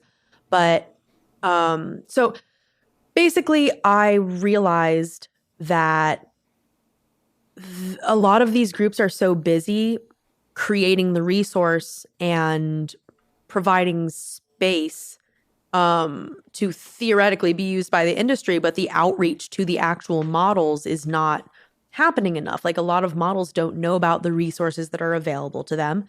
And a lot of resources are just very lacking as far as just being what the models need. If it's not actually useful to the performers and it's not useful to the people that are supposed to be, profiting off of these resources, it's not useful, and it's a waste of money and it's a waste of time. And things like, just a very basic guide to consent and douching and enemaing and testing and just, really just the basics. It's really mind-blowing that it doesn't exist. And I mean, I shouldn't say it doesn't exist because there are a lot of resources online that. But if you don't know those resources exist, they might as well not. Exactly. And that's the thing, because there's all these resources scattered throughout the industry, scattered throughout online, that a lot of these new performers also, if you only got in through OnlyFans, a lot of these people have never even met anyone that's worked a day on a professional set. But also, if you're brand new, how do you know what resources to trust? Right. Because also, agents, for the most part, are not really hooking their models up with any mentors, with any groups outside of. Well, it's not in their best interest to. Exactly. Because for agents to be able to have as much control over their rosters as possible, they need to be the main contact for their models and have their models know that I am the only one that can help you. I'm the one with all the information. But then there's so much, just an endless amount of information that's not being given to these models, whether they be in mainstream or just only like OnlyFans or ManyVids or indie creators. Do you feel like OnlyFans has a responsibility to onboard people better? Honestly, no, not really. I think that if OnlyFans was to have a help page, maybe with resources if people are looking into it, but I feel like it's kind of the same thing as like Facebook. Like Facebook doesn't send you. I mean, or MySpace sent you the thing where it's like, "Hi, I'm that dude. I'm Tom. I'm Tom." Right? Exactly. So like maybe there should be like a Tom, or just like if you need help. If OnlyFans had a resource page with like, these are trusted resources, then OnlyFans models could know who to trust. Because it's like, if I Google, I need help getting into porn, Lord knows what's going to come. Actually, I'm going to Google it right now. Well, so here, that's the thing. That's literally what I did when I was in college that year. I Googled how to get into porn. I looked up everything I could. That's why I moved to the San Fernando Valley. I went to I went to the Latata website and I messaged all the agents and they started calling me, and that's how I got in. And I think, so that's why I'm like, I don't necessarily think that websites like OnlyFans or ManyVids or LoyalFans have a strict responsibility to provide resources for models, because they're just websites. They're just hosting websites versus something like an agent who is sworn and licensed to. Hopefully. Well, I mean, not hopefully. They are sworn and licensed. Well, I mean, some of them are not licensed. That was exactly my point. Yeah. Like, hopefully. Yeah. But it's one of those things where, like, OnlyFans should be giving back to their community. Oh, absolutely. And give people trusted, vetted resources. Because the problem is, as well as I do, you get hooked up with the wrong people, and shit can go real sideways real fast. Absolutely. Yeah, absolutely. I think the only reason I feel like there's a large distinction between OnlyFans responsibility versus mainstream agents responsibility is because, like, OnlyFans has never been for anything other than profit, and they've never pretended to be for anything other than profit. So if you are joining OnlyFans as an individual creator, you are assuming the responsibility of, I am taking control of every part of this. But YouTube has resources for their creators. That's true. So realistically, and so, so OnlyFans should have more resources. But the thing too is, what are those resources? I don't know. Put a little effort in and do some research, OnlyFans. You have connects in this industry. Well, right. But so, and I think that's the thing though. It's like, which resources would OnlyFans be sending to their models? And I think that there is a lack of actual guidelines and resources. Like, it should be easier if someone says, I want to get into the industry, and just send them a link to one page that has all this different information. But you and I both know that, like, say that was your page. The amount of drama that would come from, why are they sending to Kasey's page? Not mine. So that's why I wanted to have Fair be a completely non-Kasey thing. So Fair and Sunday Fair and anything coming from it is not my party. It is not my event. It is for the industry, by the industry, literally whatever people need. Also, I'm currently the only one sitting in this chair, but I'm not the only person that's been planning Fair. There are a ton of people. Oh, no. There's millions of bacteria sitting in that chair, too. Oh, hush.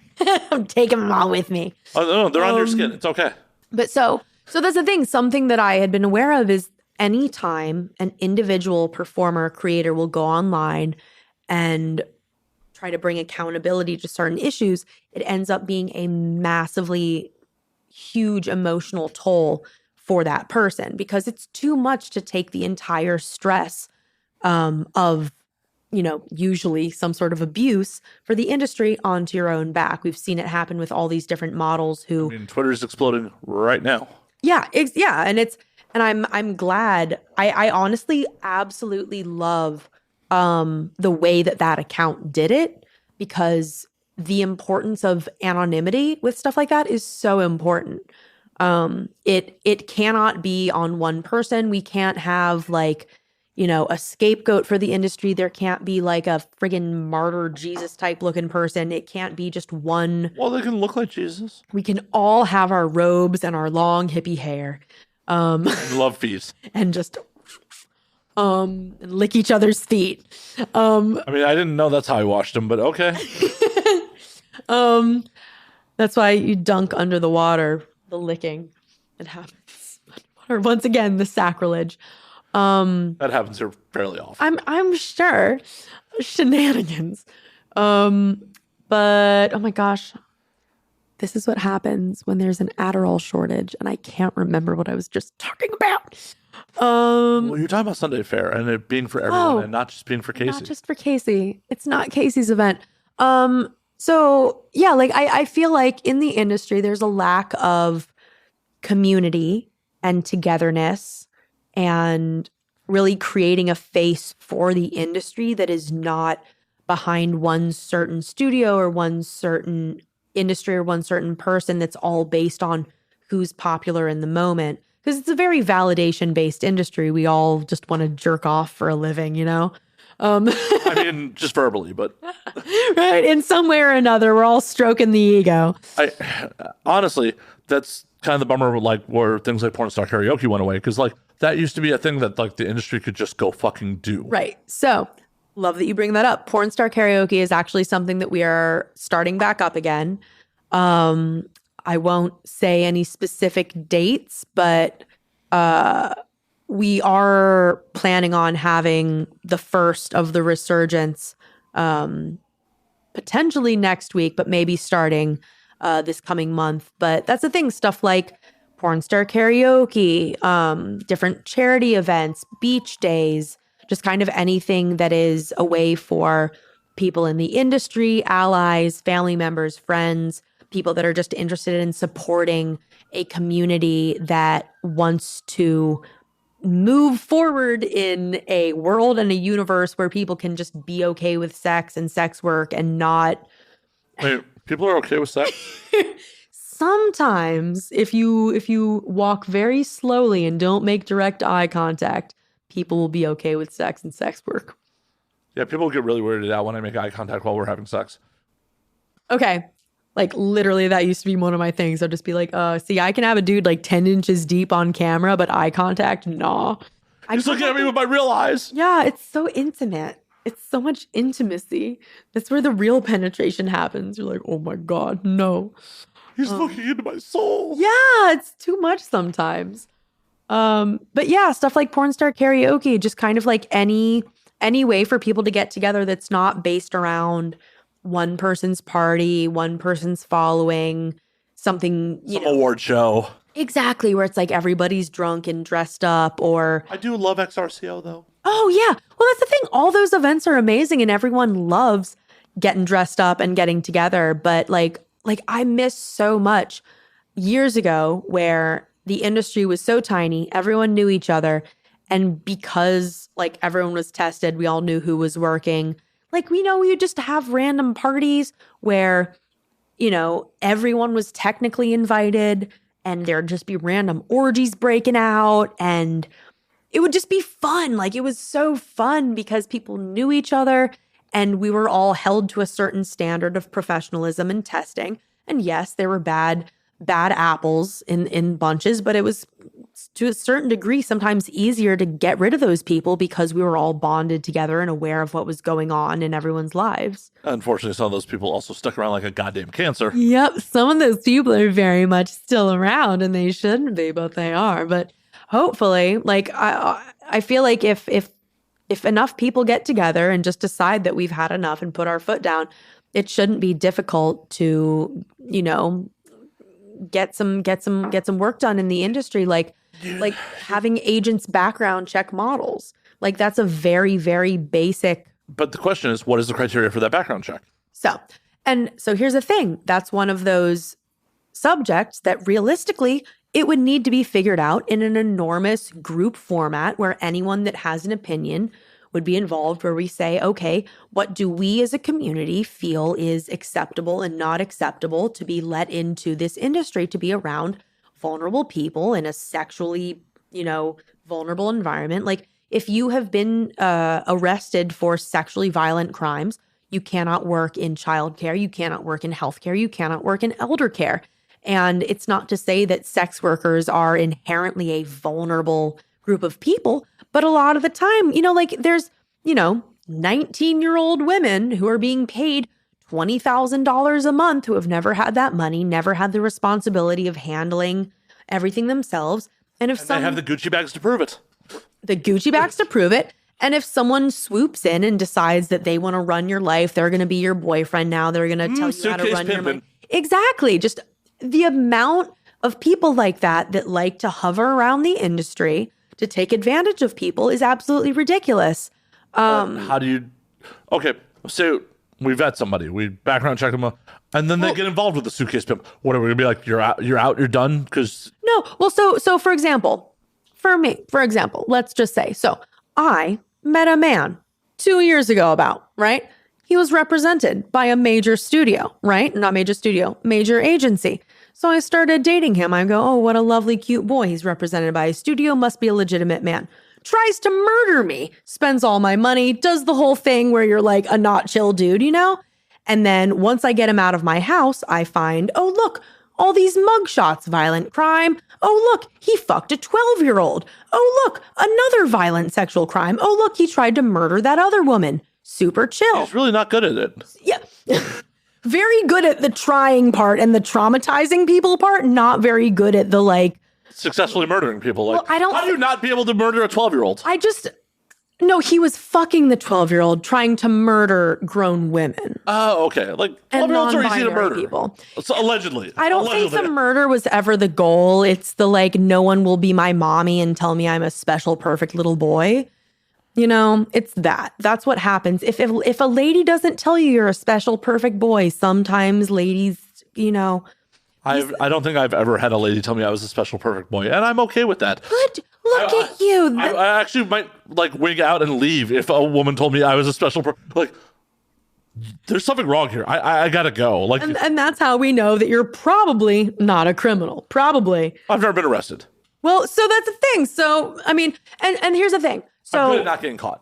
If someone has no arrest record, that doesn't mean anything, right? Oh, definitely not. But we, at the very least, as an industry, in my opinion, and only my opinion, I don't think that if you just got out of jail for raping someone, I don't think that you need to be making money in sex work. So the question is, do we discriminate against people that have arrest records or convictions? Because technically in America, you're innocent until proven guilty. So for me, personally, for my soul and personal only emotions, I would say that if you have been arrested or convicted, regardless, for specific crimes. So for example, if you were arrested for fraud, I don't fucking care. If you're arrested for robbing someone, I don't care.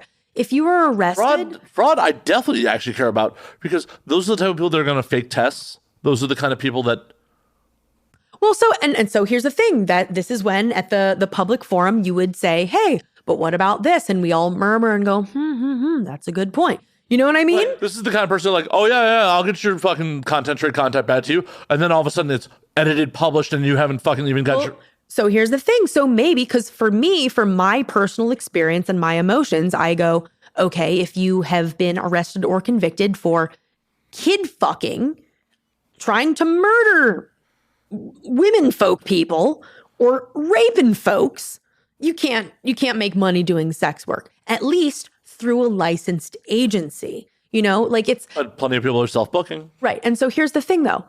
that is something where, down the line, we can figure it out. Like it's never going to be, oh, if we impose this rule, it solves everything. That's not how it works. Oh, definitely not. But I feel like the immediate gratification and the self-masturbation of, the current world society and specifically this industry, the kind of, but what about this? What about that? What about that? Well, let's talk about it. Let's actually have these conversations. And instead of people screaming at each other online for literally just having, if someone goes, oh, but what about this? We're online, that could end up in a screaming argument as opposed to a actual functioning, useful, productive conversation where we figure something out. Because if at the end of the day, all we both want is to prevent abusers from being able to move freely in this industry, we have to start somewhere. So if we can all agree on, a few simple little rules, put those into place, see how it works out, and then move on from there. But when people get overwhelmed and angry and then jump all the way to what is the end goal of solution where there is no abuse, everyone's perfectly happy and a billionaire, won't exist. It's unrealistic. That's not how to have progress. Whatever happens, it has to be universally enforced is part of the problem, because there are cliques. There are people. Thank you. I'm so classy. Low as a class.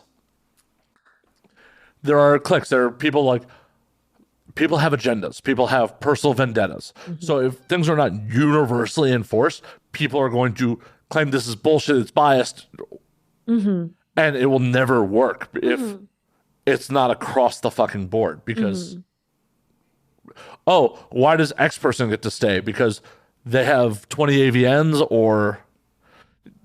Yeah.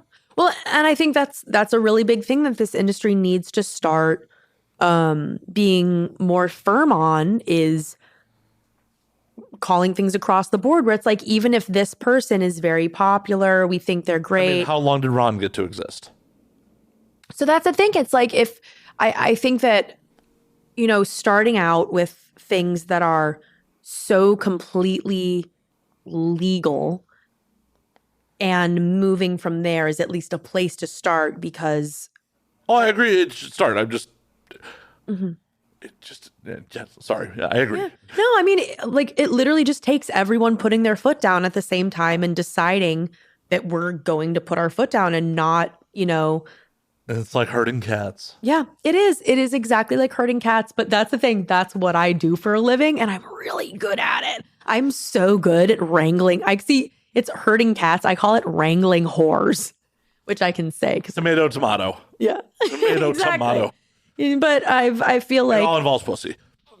So the way that I have kind of, back to my long-winded history of my entire life. So the idea for fair kind of started out as I wanted to have a farmer's market and just have a very normal farmer's market where people buy candles and peaches and whatever. Ribs? Do they buy ribs? Like the candy? No, ribs. Oh, ribs? Sure, we can have a ribs booth. And then I'll eat them for you. I'll tell you how good they are. And I will go, okay, open your mouth so I can breathe it in while you have it in your mouth. I'll make that content for you.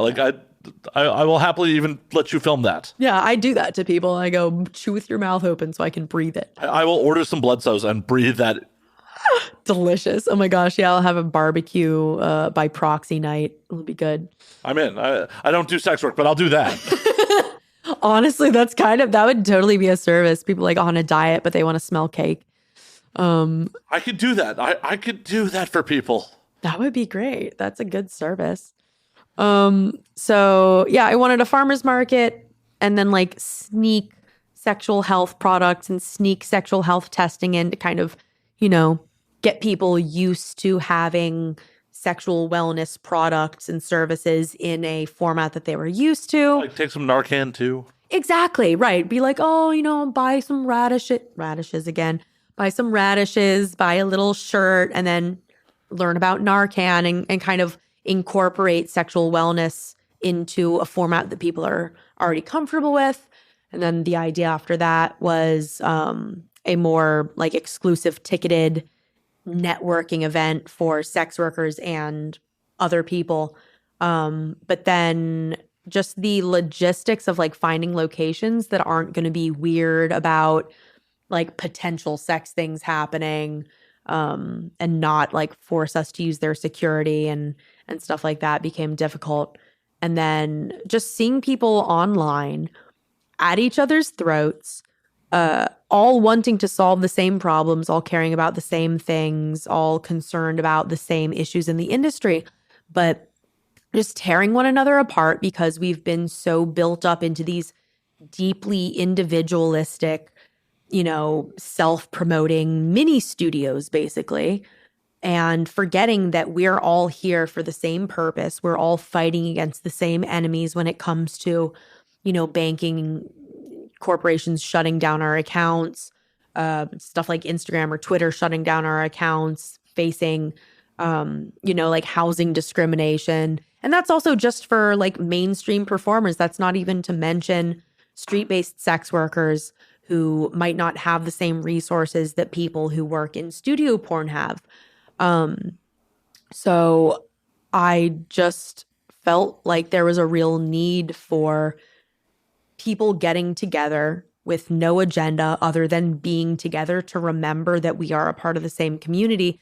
Same thing as stuff like porn star karaoke, where the entire purpose is fun and everyone is invited. There'll be no fun in pornography. Come on. What? No. Right? Like we can be serious and have fun if we do it properly. No, there will be no fun. There is no fun in porn. I know. I will make sure there is fun in porn. I'm out. We must have if fun there's going to be fun in porn, I'm out. No, Deuces. bye. Goodbye. Deuces. You take your incredible updated sound system with you, and you can not have fun on the road. There will be no fun in pornography. No fun. That'll be your no fun in porn 2024. 23. We're doing this now. Now. I mean, there are 7 months left in this year. I had to think about that. You're on a strong no fun platform. No, only in porn. It would be fun elsewhere. Anywhere else but porn. You know what? Honestly, yeah, let's get down to business. 2023 is the year of no fun in porn because we're just getting our shit together. It'd be fun to see. I've been around. Let's get down to business. I've been around a long time, and like, if it could happen, amazing. I'm old. I'm jaded. I know, and so I kind of realized, like, I think a lot of people that have been in the industry for a long time have been fighting a certain fight for a long, long, long time.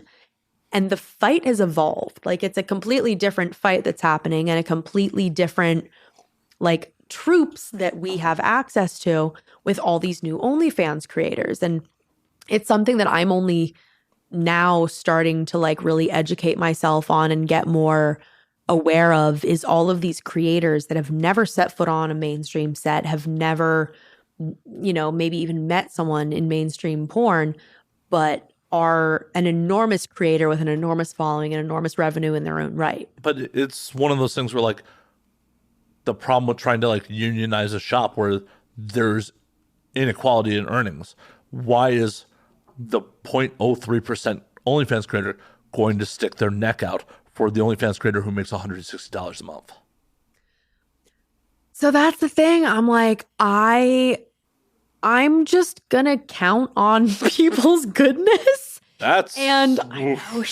Well, so here's the thing. I know that a lot of people are not interested in doing anything other than whatever is going to benefit themselves. And a lot of people are not going to do anything that even resembles charity or handouts or community.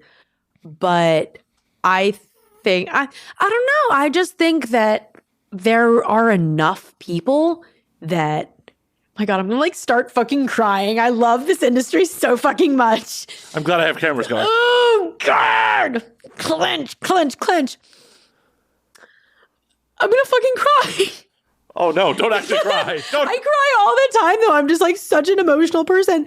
I think that there's so much passion in this industry. And I think that the people that care about making this industry a good place care enough that some asshole that makes a few $1 million that doesn't care about sex workers and the little person like their energy is not needed anyways. If all that they are able to accomplish is building money and followers off of an industry full of people that they never cared about, then their power never meant anything in the first place when it comes to us. It shouldn't, but perception is reality. And if they're perceived to have real influence, people will still allow them to have influence. Oh, absolutely. And they'll still have influence. But at the end of the day, whoever is interested in making sure that the regulations around sex work are safe for sex workers are going to be with sex workers.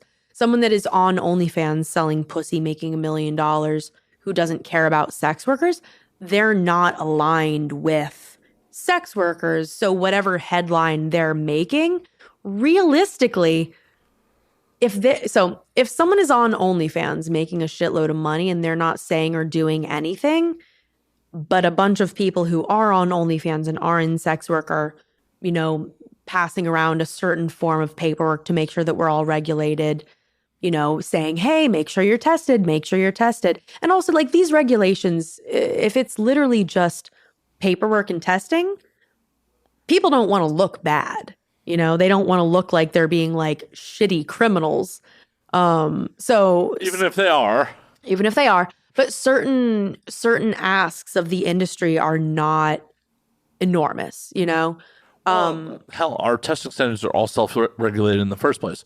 I mean, basically, what we really need is fear of government oversight to get people to actually do some shit. Right. And so I think that people are not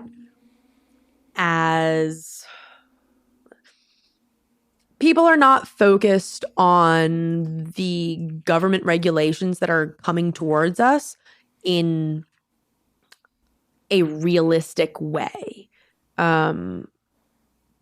It's like everyone's fighting over little issues here, but a huge, huge wave. Well, FOSTA SESTA passed, and it didn't change all that much except fuck a lot of people. Yeah.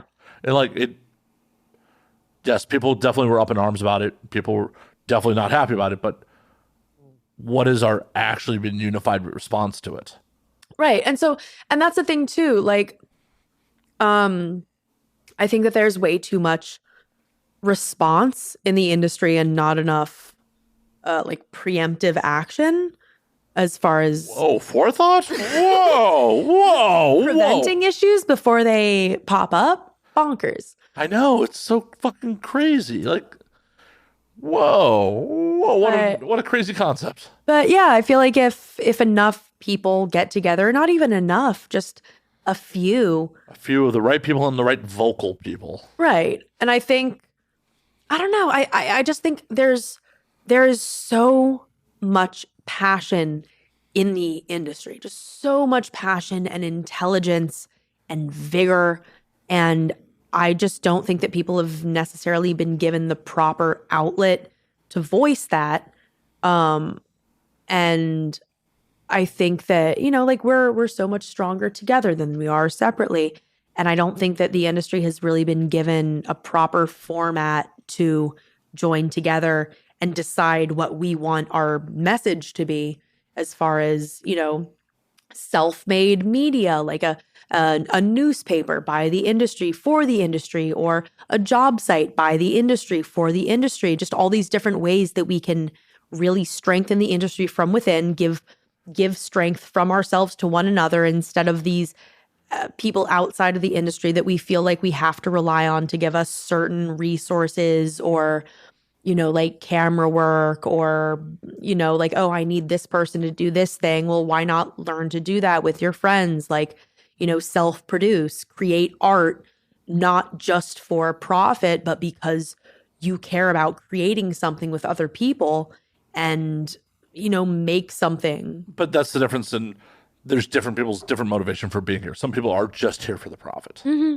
Well, and that's the thing. And that motivation, realistically, it's like, if you're just here for the profit, then you should care about things like the testing, the paperwork, the legal back end of it, and stuff like banking discrimination, shutdowns from different banks or from Instagram, or having your money taken away on PayPal, or having your OnlyFans shut down. And that's the thing, like, no matter what your reason for being in the industry is, like, you're here at the end of the day and you are now facing discrimination based on your job. So whether it's because you want to create art and cry into other people's eyeballs, or because you just want to make a shitload of money, we should all be able to do that freely as any other industry, or at least, you know, be oppressed the same way that other industries are being oppressed. I wholeheartedly agree. And it also took mainstream cinema a long time to get there. Like, people died making mainstream films back in the day. A lot. Mm-hmm. So we're relatively young as a legitimate industry. Yeah. And that's honestly part of the problem in the grand scheme of things with this industry is a lot of the dinosaurs from when this was truly an outlaw industry are still here. Yeah. So they can't adapt to not being outlaws anymore. Right. Yes. Okay. So love you bringing up the word outlaw, because that's something that I will say. I'm like, I feel like there's a very outlaw energy, a very like, ooh, I'm on the skirts of society. I'm figuring out how to slip underneath the regulations of mainstream legitimate society. And that's just not what it is anymore. That's not the game that we're playing. Vivid had you could see the Vivid sign from the 101. I remember driving past it, yeah. For fuck's sake, you're not an outlaw industry when the biggest company in the industry at the time has a sign you can see from the highway. Right. And it's like there's more and more mainstream media eyes on the industry as well as government eyes on the industry. All these regulations happening, friggin' Utah, the laws just passed in Virginia, I think. And oh God, the ADD happened again. My brain just went blank. Oh my God, I'm so sorry. Can you say what you're saying? About our being an outlaw industry? Yes. Okay. So these laws that are coming down to regulate the industry, and people keep kind of trying to slip away and dodge and duck. And that's not how it works. Like, the wave is going to come crashing down on you whether or not you want it to. And there's no shadows to hide in anymore. And doing things like sitting down and figuring out what we as an industry want our safety to look like needs to happen, because doing things like hiding from OSHA and hiding from... Oh, you don't have to hide from OSHA. They're underfunded. Like, they don't have their binoculars anymore. No, literally, we don't have enough money to enforce Prop 60. Well, and so here's the thing, stuff like being afraid of government entities that don't even have the funding to properly enforce the laws that we're afraid of. Well, and the fucked part is Prop 60 only gets enforced when you have a disgruntled employee. Like, everyone I know who has been, because I know a couple people that have been hit with Prop 60 fines, have been disgruntled employees of some flavor reporting them to OSHA. That makes sense. And like, I know some people that were hit with 6-figure fines over it. But that's the industry cannibalizing itself right there. Yeah, well, I mean, and that's the thing, because there's no infrastructure, there's no one to talk to. No, right, there's no arbitration to be had. Like, hey, you had a shit time on this set for this production company. Well, you feel like you have been wronged. And if your agent's not willing to make waves, what do you do at that point? Well, guess what? Some of them called fucking OSHA. Mm-hmm. And like, there were no condoms used here. Mm-hmm. But it definitely doesn't benefit the whole industry in the long run for that to be your only recourse to having a bad experience. Right. And I'm not saying either side is right or, well, I'm not saying being disgruntled, you may have had a legitimate reason for being disgruntled, but it shouldn't be like the answer to like, hey, I'm going to try to financially cripple. Yeah. And that's the thing. It's sad that is the only recourse that some people have to solving some problems. Because realistically, what are you going to do if your agents, if the studio, if the producers, if no one cares, and the only government entity that is theoretically there to protect anyone is going to screw everyone over, and they are not even checking in on anything? Like, there's just nothing. There's nothing. And I think, we've been given this fresh opportunity with these thousands of new performers from OnlyFans who are also elongating the lifespan of people in the adult industry, because it used to be less than a year. Being in the industry for over a year was... 6 months was like the... Yeah, absolutely. I've been around for over a decade. Do you know how many people I've seen come and go? Yeah, no, I've been on. It'll be 9 years this summer for me, and it's ridiculous. Yeah, like I got in 2010, 2011, so it's just like the people I worked with, none of them when I got in, or actually that's a lie. One of them is still around, but almost everyone else long gone. Right, and it's like with these new OnlyFans creators and these new content creators.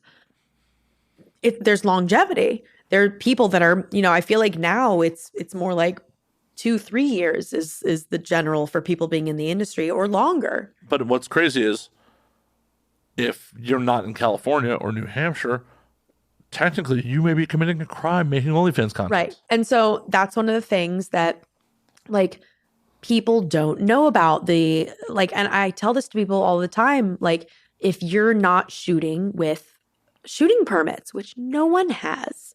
If you're not shooting with shooting permits, if you're not getting the proper testing, if you're not filling out your 2257s, which also the model releases that we have, if you're not having the proper shooting, documents for where the location is that you're shooting, that kind of potentially could null and void the rest of your paperwork. Well, and what the fuck would Film LA's response even be if someone got a real permit? Seriously, like... You're like, for real? Are you sure? Also, you'd run into the giant hassle of Film LA has insurance requirements that no set has. Right. Like, when was the last time you were on a set where you're like, can we see your insurance for this set? Mm-hmm. Yeah. And one of the things I like to remind performers of that almost nobody fucking knows is, if you're on an underinsured set, your agent is liable with workers' comp insurance if you're injured on that set. Yeah. Almost no one knows that. And that's the thing. So there's all of these responsibilities that are held by the agents that are like the models don't know about. There's all of these responsibilities that are technically supposed to be upheld by the studios that models don't know about. I mean, technically by AB5, we're all supposed to be employees of productions when we get hired on for a shoot. It's really kind of skirting around the letter of the law for AB5 to do a B2B to hire someone who's an LLC or a C Corp. Mm-hmm. But at the end of the day, technically, we're all supposed to be employees of the production when you are hired onto a set. Yeah. Yeah, that's the thing. Like there's all these layers of bureaucracy and... Right, that we're supposed to be abiding by, but because for so long the industry was this secret little... in the shadows. It's an outlaw industry. Very much so. It was fine to get away with that. And like, I've been, guilty of not being as up to code with my paperwork, with my close personal friends as I should be years and years ago, because we go, don't sue me, bippity bop. And it's fine. Until you have a falling out 2 years later. Exactly. And especially now in this day and age, like just the other week, I was talking to a woman who does OnlyFans, kind of more like thirst trappy OnlyFans. And I was talking about this and she goes, oh yeah, I'm being sued right now. And I'm like, that's what I mean. Like you could be 20 years old getting sued by another 20-year-old because you didn't fill out paperwork, and it shouldn't be happening. And it's like, that's not something that you should be having to deal with because there's no guidelines, there's no infrastructure, but it makes sense. It's a completely fresh new industry. It's a wild west to be, mined and tapped and figure out what these rules are. But we as an industry have a responsibility to do that. And all these people that have been in the industry for a long time have these strong opinions, have all this information and this knowledge and wisdom about their experience in the industry, have a responsibility to hold themselves to a certain level of professionalism and figure these rules out. Do not tell me I have fucking responsibility. Just because I am an old fucking resource and I know, unfortunately know way too much about how the business of this shit works. Do not make me responsible for shit. Here's the thing. I tell dick jokes. Because I've realized that. I'm like, y'all old fogies, if you want to label yourself as such, I will take you, I'll put you in a beanbag chair. You will be fed snacks and treats and give pats on the head and give juice boxes. We will not bother you. And like, you could just get to yell facts from the corner. I mean, that's why you've been on this podcast for 2 hours. Have I not been doing that for the last 2 hours? So that's what I mean. Because I've realized, I'm like, the people that I've spoken to who have been fighting the fight for a long, long time, who've been in the industry a long time, like, I fucking get it. I've been in here a long ass time too. I'm tired. I'm angry. But I also have an unceasing well of optimism and cheerfulness inside me that I will use. I also I occupy a weird space in the industry where, like, because I've never been a performer, I'm an occasional set worker, like, but because of my own ambitions over the years, like, that's why I know all the laws and regs, because there's points where I've wanted to start productions and, like, wanted to, like, do it the right way. So I just educated myself on fucking everything I possibly could. And it's like, oh, fuck, I'm an actual resource on this shit. But I tell dick jokes on the internet. Like, no, it's good. Okay, so for example, here's the thing, like, something for fair that the team and I have been talking about is, for example, writing like a sex work 101, and not necessarily for escorting, maybe just for production, like porn production, whether it be mainstream or personal content. And just have a very basic 101 of like, this is not the end all be all, figure it out for yourself, but like, psyllium husk is good for anal. This is good. Well, number one should be like, if you're not comfortable with it, say something. Well, right. So, if we as a group together get, consent rules together and get the legal shit together, so people know, hey, if you see a syphilitic penis, don't put it inside you. Well, yeah. So rules like that, very important. And a lot of people like don't get to have the like one-on-one or even just community experience with other people in the industry to like learn these things. So, for example, like, I'll start bothering you to help out with fair things. We'll write you've expressed interest, so now you're trapped in this community web of shenanigan. But it sounds like so much effort. So it's fun. I think we have different definitions of fun. It'll be drinks and butts. Oh, okay. Well, I mean, butts, like, the butts I like are subjective. Like, I'm not. We'll have so many subjective butts. Okay. All right. I mean, I made no promises besides showing up for the first one. So, well, just my thought is that if enough people that know anything in the industry or have any passion get together, we can figure some stuff out. Oh, I don't know anything. That's cool. Oh my God, shut up. You have been exhibiting your knowledge of things. You cannot now. See, this is what I mean. It's not time to be lazy. It's time to fucking It's always time to be lazy. No. It's always time to be lazy. No, we work hard and then we laze better than anyone else. Yeah, I'm doing this podcast, then laze. Like, I'm spent.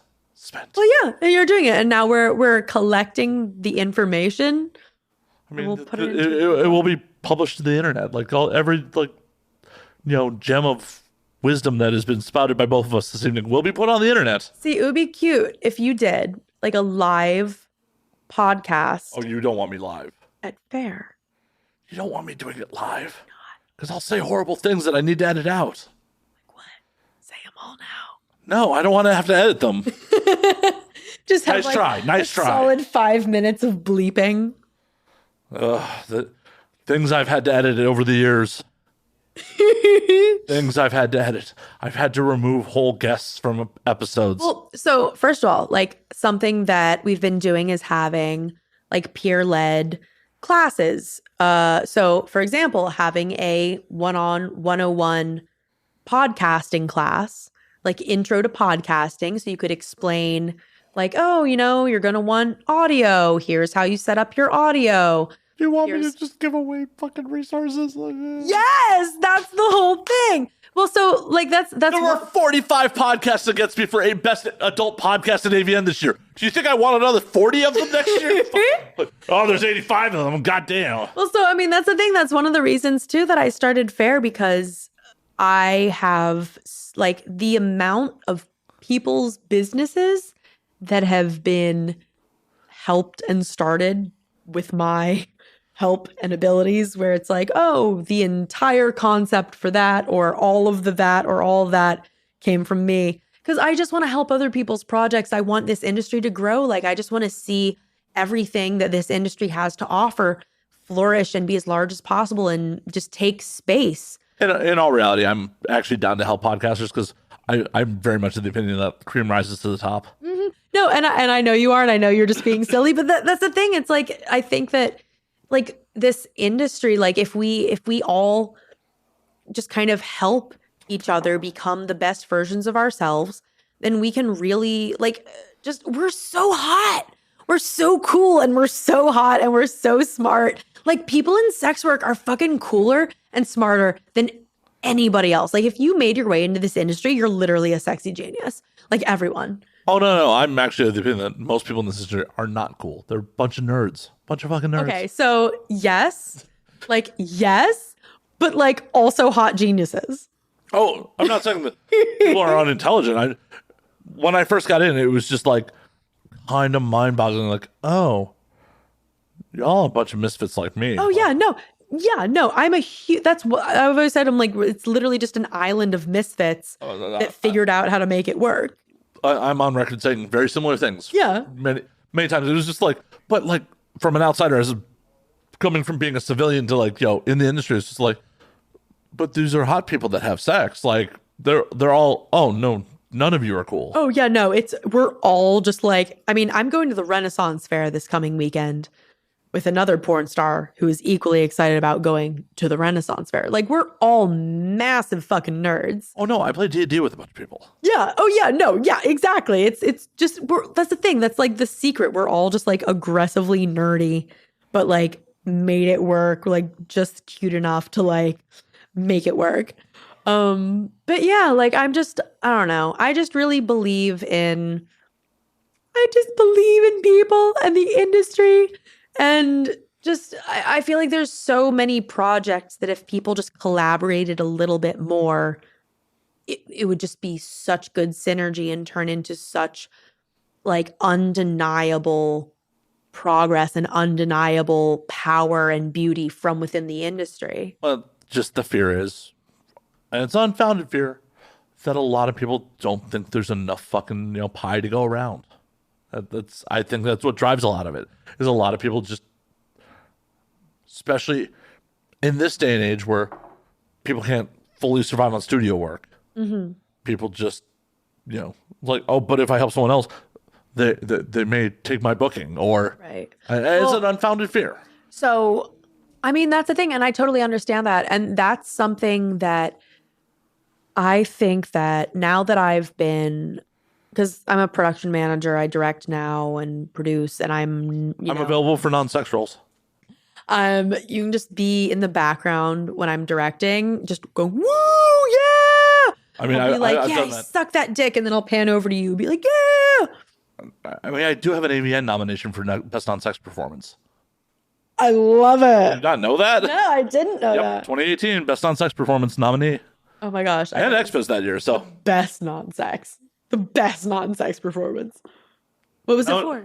Jews love black cock. I played the rabbi. Were you the cock-loving Jew? No, my daughters were. Okay. Porn titles that cannot be made anymore.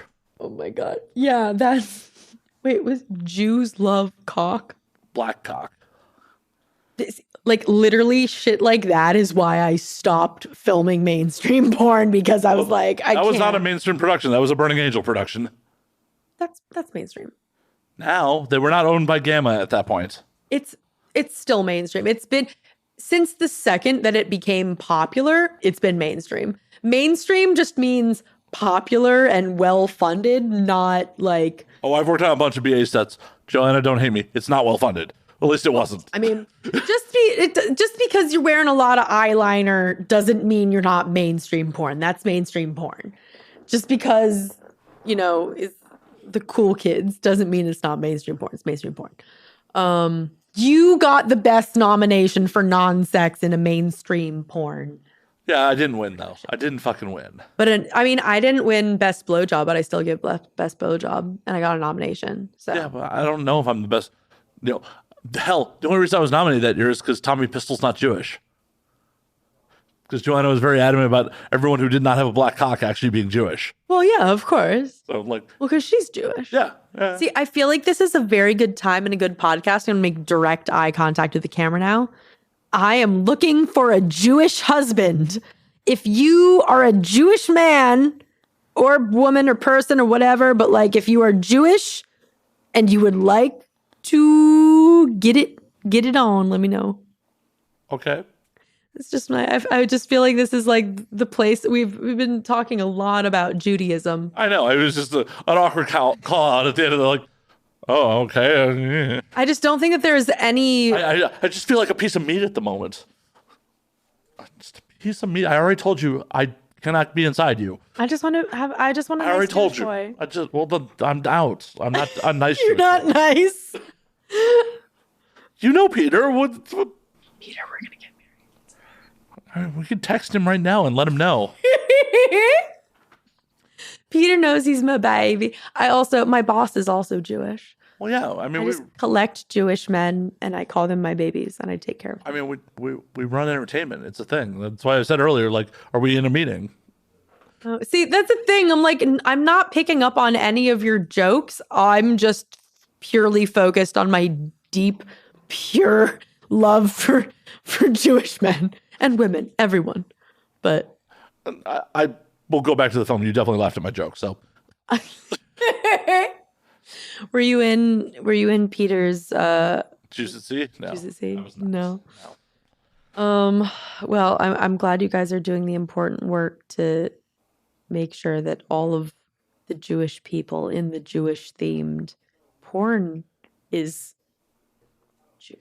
Dang, I just got cast. Like, literally, I've known Joanna forever because, like, BA is part of the way I got into this industry. And, like, Joanna's like, Matt, can you act? I'm like, yeah, I can act. I'm sure I can act. What's up? And, yeah, that's how I got cast. And, like, it was literally a text message of, can you act? And I've done a couple other, like, yeah, I do non-sex roles every once in a while. Like, when I played Joe Rogan. Joe Rogan? Yeah. That's funny. In one, they're like, we need a podcaster. Matt, can you come play a podcaster? I'm like, yes, I can come play a podcaster. I think I'm capable of playing a podcaster. It'd be funny if you just sat down to play a podcaster and you just start freaking out. Like, I don't know what to do. What's my motivation? I mean, I ask that about actually podcasting all the time, but you just start freaking out the second you sit down. Person goes, oh my God. Oh, no, it's about a half hour before the guest gets here. It's just like, why am I doing this? Who is this person? Fuck. And that's when you light the cigar. It's part of the pre-show ritual. I mean, that's good. I used to smoke a black and mild. That's not a cigar. It's a baby cigar. It tastes like a rolled up tube of potpourri, and I love it. I would smoke that after doing sex work things. I would go, nothing like puffing down a stogie after sucking cock for money. I will take your word for it. Seeing as I have never sucked a cock for free or money. You should do it sometime. Really very little interest. If I was financially compensated well enough, I would do it very unenthusiastically. See, I'm like, I kind of feel like everyone, because I've eaten pussy and sucked cock, obviously. It saddens me that people will go to their graves never having done one or the other. Well, I've eaten a lot of pussy. Yeah, but like, wouldn't you just suck one dick once for the experience before you die? Not really. Like it's like on a conscious level, there's nothing wrong with it. It's just one of those things where it's just like I have no desire to because I have no interest in sexually gratifying another man. So Yeah. it's just one of those things where like.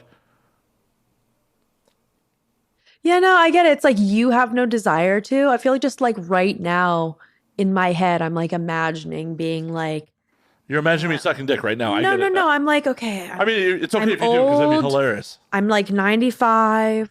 I'm an old man. I've never sucked dick. And I'm laying in my deathbed and I'm just thinking like, I wondered what dick feels like in your mouth. And then I just die. And then you never get to know. I mean, I definitely tried to get my own in my mouth at times, but Good. I appreciate you acknowledging that because every man has. Okay. Every man has. So when penis owning humans tell me that they have not tried to suck their own dick, lies. Lies. And also weird. Like if you have a dick and you haven't tried to suck it, you're probably a criminal. I mean, I don't know if that's a crime. But like if you're the type of sick, twisted fuck that's not going to try and suck your own dick. But here's the deal. Here's the deal. Like, especially when I was growing up, even admitting to masturbation was a less than situation. Because a lot of dudes were like, yo, you can't get pussy, so you got to jerk off. Even though everyone jerks off. Mm-hmm. So there's a lot of like, that's a whole part of toxic masculinity that people don't talk about is like the fear of acknowledging like, oh no. Sometimes I do things that just, I want to feel good. Like, Well, yeah. So that's the thing. It's like with male sexuality, this idea that it's like you are only a sexually legitimate human if you're fucking like 80 women a month with no emotion. that sounds exhausting. And right. It's like, nobody needs that. That's too much. But yeah, there's just all of these like sexual rules that are put on people. Like none of the rules that we live by that have to do with gender or sex have to like really do anything with what we feel. No, it's the hypocrisy of like, if I bang 80 women this month, I'm a player. But if you bang 80 dudes, you're a whore and a slut, and that's a negative. Yeah. And that's the thing. Like all of the societal feelings that people have regarding sex are so outdated, just so outdated. No one actually likes them or aligns with them. Even the people that are like, Bible thumping whoever's in wherever. They're just keeping up with the Joneses. They're not happy either. They're not actually. But it's the expectations. So. Exactly. So I feel like a lot of people, especially like after coming out of lockdown during the pandemic, everyone had a lot of like time to think and figure out how they feel about certain expectations that are put on them. Like a lot of people are looking for something else, are aware that the way that we've been doing things are not aligned with their true passions and desires. But there's no real alternative. Like you were saying, like with Scientology, like that's the most recent attempt that like humans have had at like making something new. Or like, I mean, I wouldn't even say Goop.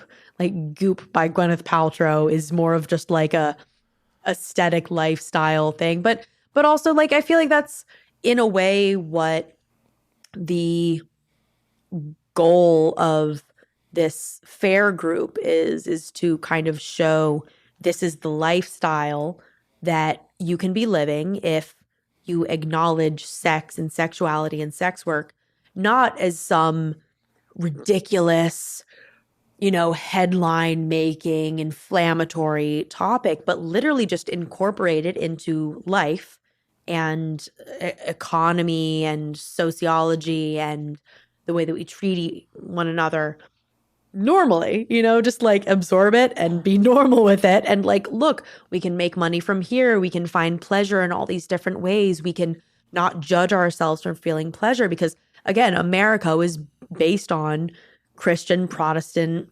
puritanical standards. bullshit. Exactly. It's not even Christian Protestants. It's Puritans that ran away from Europe because they're prudes. Yeah. Well, it's the Puritan Protestants, which is literally based on no feeling. So you are not allowed to feel. You're not allowed to have autonomy over your sexuality. You have to give that to the church. The church tells you you can get married, have a baby, have sex. And that's the only way that you're allowed to filter your sexual desire. And that's the most powerful thing that any human being has inside themselves. It's the driving force. So if you wrangle that, you take it away from people and force them to buy it back bit by bit in a format that is pleasing to the government that's in power at the moment, no human being is going to have control or power over themselves. No one will have true freedom because the only thing that is guiding you is something that is controlled by the governing body that doesn't have your best interests in mind. Nope. They would just want you to spend and consume. Right, exactly. Like we worship consumerism, capitalism that only feeds, the people at top. It's not actually helping. Well, because America is full of impoverished millionaires. So I figure, like if the industry can at least get together and figure out some just the basics, just some very basics, because there's next to nothing, There's people get in the industry, they don't even realize they have to fill out paperwork. And it's a federal law. Yeah.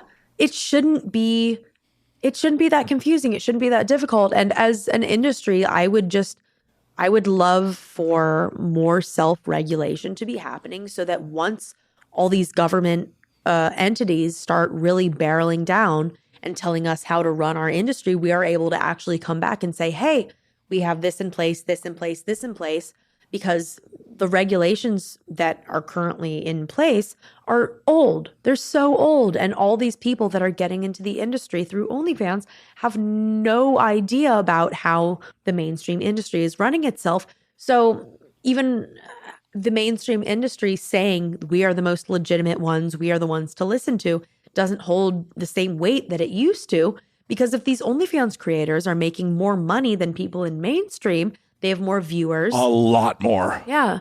Then it's like at a certain point, you have to acknowledge that that's where the power is flowing. And I definitely had to get over my own jadedness and my own anginess of being like, oh, so you're telling me if I had like held out, 7 years and not shot porn for 7 years, I could be making X amount of money, never having to go to do studio porn if I had just waited out until the stigma died down a little bit to where I was like, oh, I won't ruin my chances of doing whatever.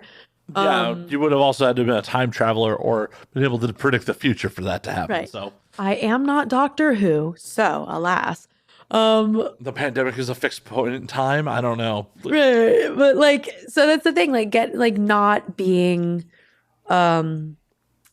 divisive and not being separatist and not, being exclusionary towards different types of sex workers, the horarchy, as we call it.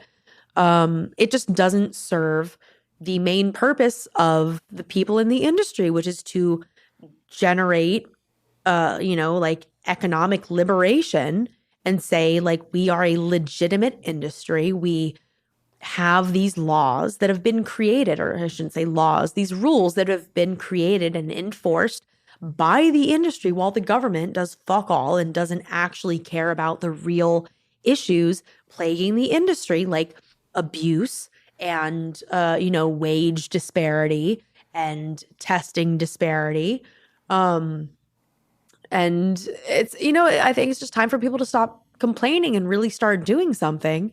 And a place to start for that is just getting everyone together for some karaoke and movies and DIY planting and arts and crafts and yoga, and just getting people together to remind everyone that we are a community. We are bonded by the same thing. And yes, we all have to fight for our own individual, businesses as creators, but that's the same as any other industry. And we don't need to be tearing ourselves apart. I mean, look at the WGA. Those are all independent, workers, but they're all out striking right now and fucking running amok.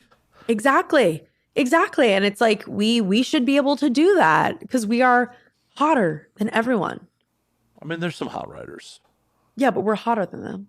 Not all. If they were hotter, they would be doing porn. I definitely think, depending on what you're writing for, you make a lot more money writing. But if they were hotter, they'd be doing porn. They might be physically attractive, but they're probably not good at sucking dick. If you're writing for a mainstream show and not porn, you're not that good in bed. I will go out to the picket lines and do some research. See, I'm like, I found a new hill to die on. It said, if you were good at sex, you'd be doing porn. I'm sorry. Yeah, okay, I've found a new hill to die on. Yeah, I genuinely believe that. Like, I'm sorry, if you're not in porn, you're not good at sex. If you were good at sex, you'd be in porn, or you'd be fucking porn stars. You're saying I'm not good at sex because I've never had sex on film. No, you're in porn. You're here though. But I've never had sex on film. So, but you're in porn. Eh. Why are you arguing with me that you're bad in bed? I like keeping expectations low. I like surprising people. But that's why you're not performing. Oh, no, I'm not performing because I don't think I could get it up with someone standing like me with a boom mic over me. So every time you have sex, there's a boom mic? No, I'm saying I don't. No, I'm saying I don't think I could get it up with. No, I know, but that's what I'm saying. I'm not saying that you have to shoot porn. I'm saying that you're good at sex because you're involved in porn. If you are a moth that flew to the fuck light, there's a reason. Yeah, because I didn't know any mainstream filmmakers and I met people who did porn. Because you're a slut and you're probably good in bed. I like keeping expectations low. You're a slut who likes keeping expectations low. Well, yeah, like it's fun to pleasantly surprise people. Yeah. Like, oh no, it's going to be mediocre. Yeah. I mean, like, I feel like that's kind of the same as me. Like, I'm an absolute goober right up until the sex is about to happen. And then it's like, oh, shit. Like, I feel like that's probably how it happens for, like, people about to fuck. Like, it slows down. Like, you know. Like it's a life-altering experience. You know, where they go, oh, shit, it's happening. And I'm like, yeah. And I, like, I go, Your knit pants come off and my knit. Look, the knit. Yeah. Oh, my mesh. Yeah. My mesh under pantaloons. Yes. Yeah. They're really great because I can just wash them every day and rewear them. Sounds like it's not conserving water very well. It is. I take the underwear part and I'll like wash it. Okay. And then like let it dry. Okay. Because it's like quick dry fabric because they're like workout shorts. They're like running shorts. Oh, okay. So they dry really fast. I'm not trying to deny your science. A little, maybe a little. But Kasey, believe it or not, we've been at this for like 2.5 hours. So I'm going to call last call before I have like a year of post-production work on this. Okay. I did a barely good job of the reason that I was going to be on here. Yeah, I take full credit for that. If you will just make sure that you have the captions, make it seem like we really stayed on topic. That would not be this show. So if you are a member of the adult industry, or you are a friend of a member of the adult industry, or you simply have respect for the work being done in the adult industry, you are invited to come to Sunday Fair or any of the other events that Fair is going to be hosting. If you are a teacher or an instructor or have any interest in anything, you should come. It's fun. Some of it's a little bit political and angry. Some of it is singing and dancing and laughing and doing face paint and eating cupcakes. You won't know until you show up which one it is. Yeah, literally. That's the whole point. You do whatever you want. It's literally just an open space for people that want to live in a world where people are chill about sex work. Where can they find that? You can find it at sundayfair.com or on Twitter and Instagram at sundayfairla.com. Fair is spelled Faire, like the Renaissance way. Amazing. And Kasey, where can they find you? I mean, if you want to, you can find me on Twitter at doesn't eat meat and the O is a 0, or on Instagram at real Kasey Warner. Awesome. Kasey, it was an absolute pleasure. We'll do it again at some point. Wonderful. And as always, you can find me at Matt_Slayer on Twitter, Matt Slayer on Instagram, Matt F. and Slayer on Facebook, twitch.tv/Matt F. and Slayer. You can find the Patreon with the exclusive content, the uncensored content. You can get the video versions a week early at patreon.com/Matt Slayer. And you can find the podcast at And Now We Drink on Twitter, And Now We Drink _ on Instagram. And until next week, drink up, motherfuckers.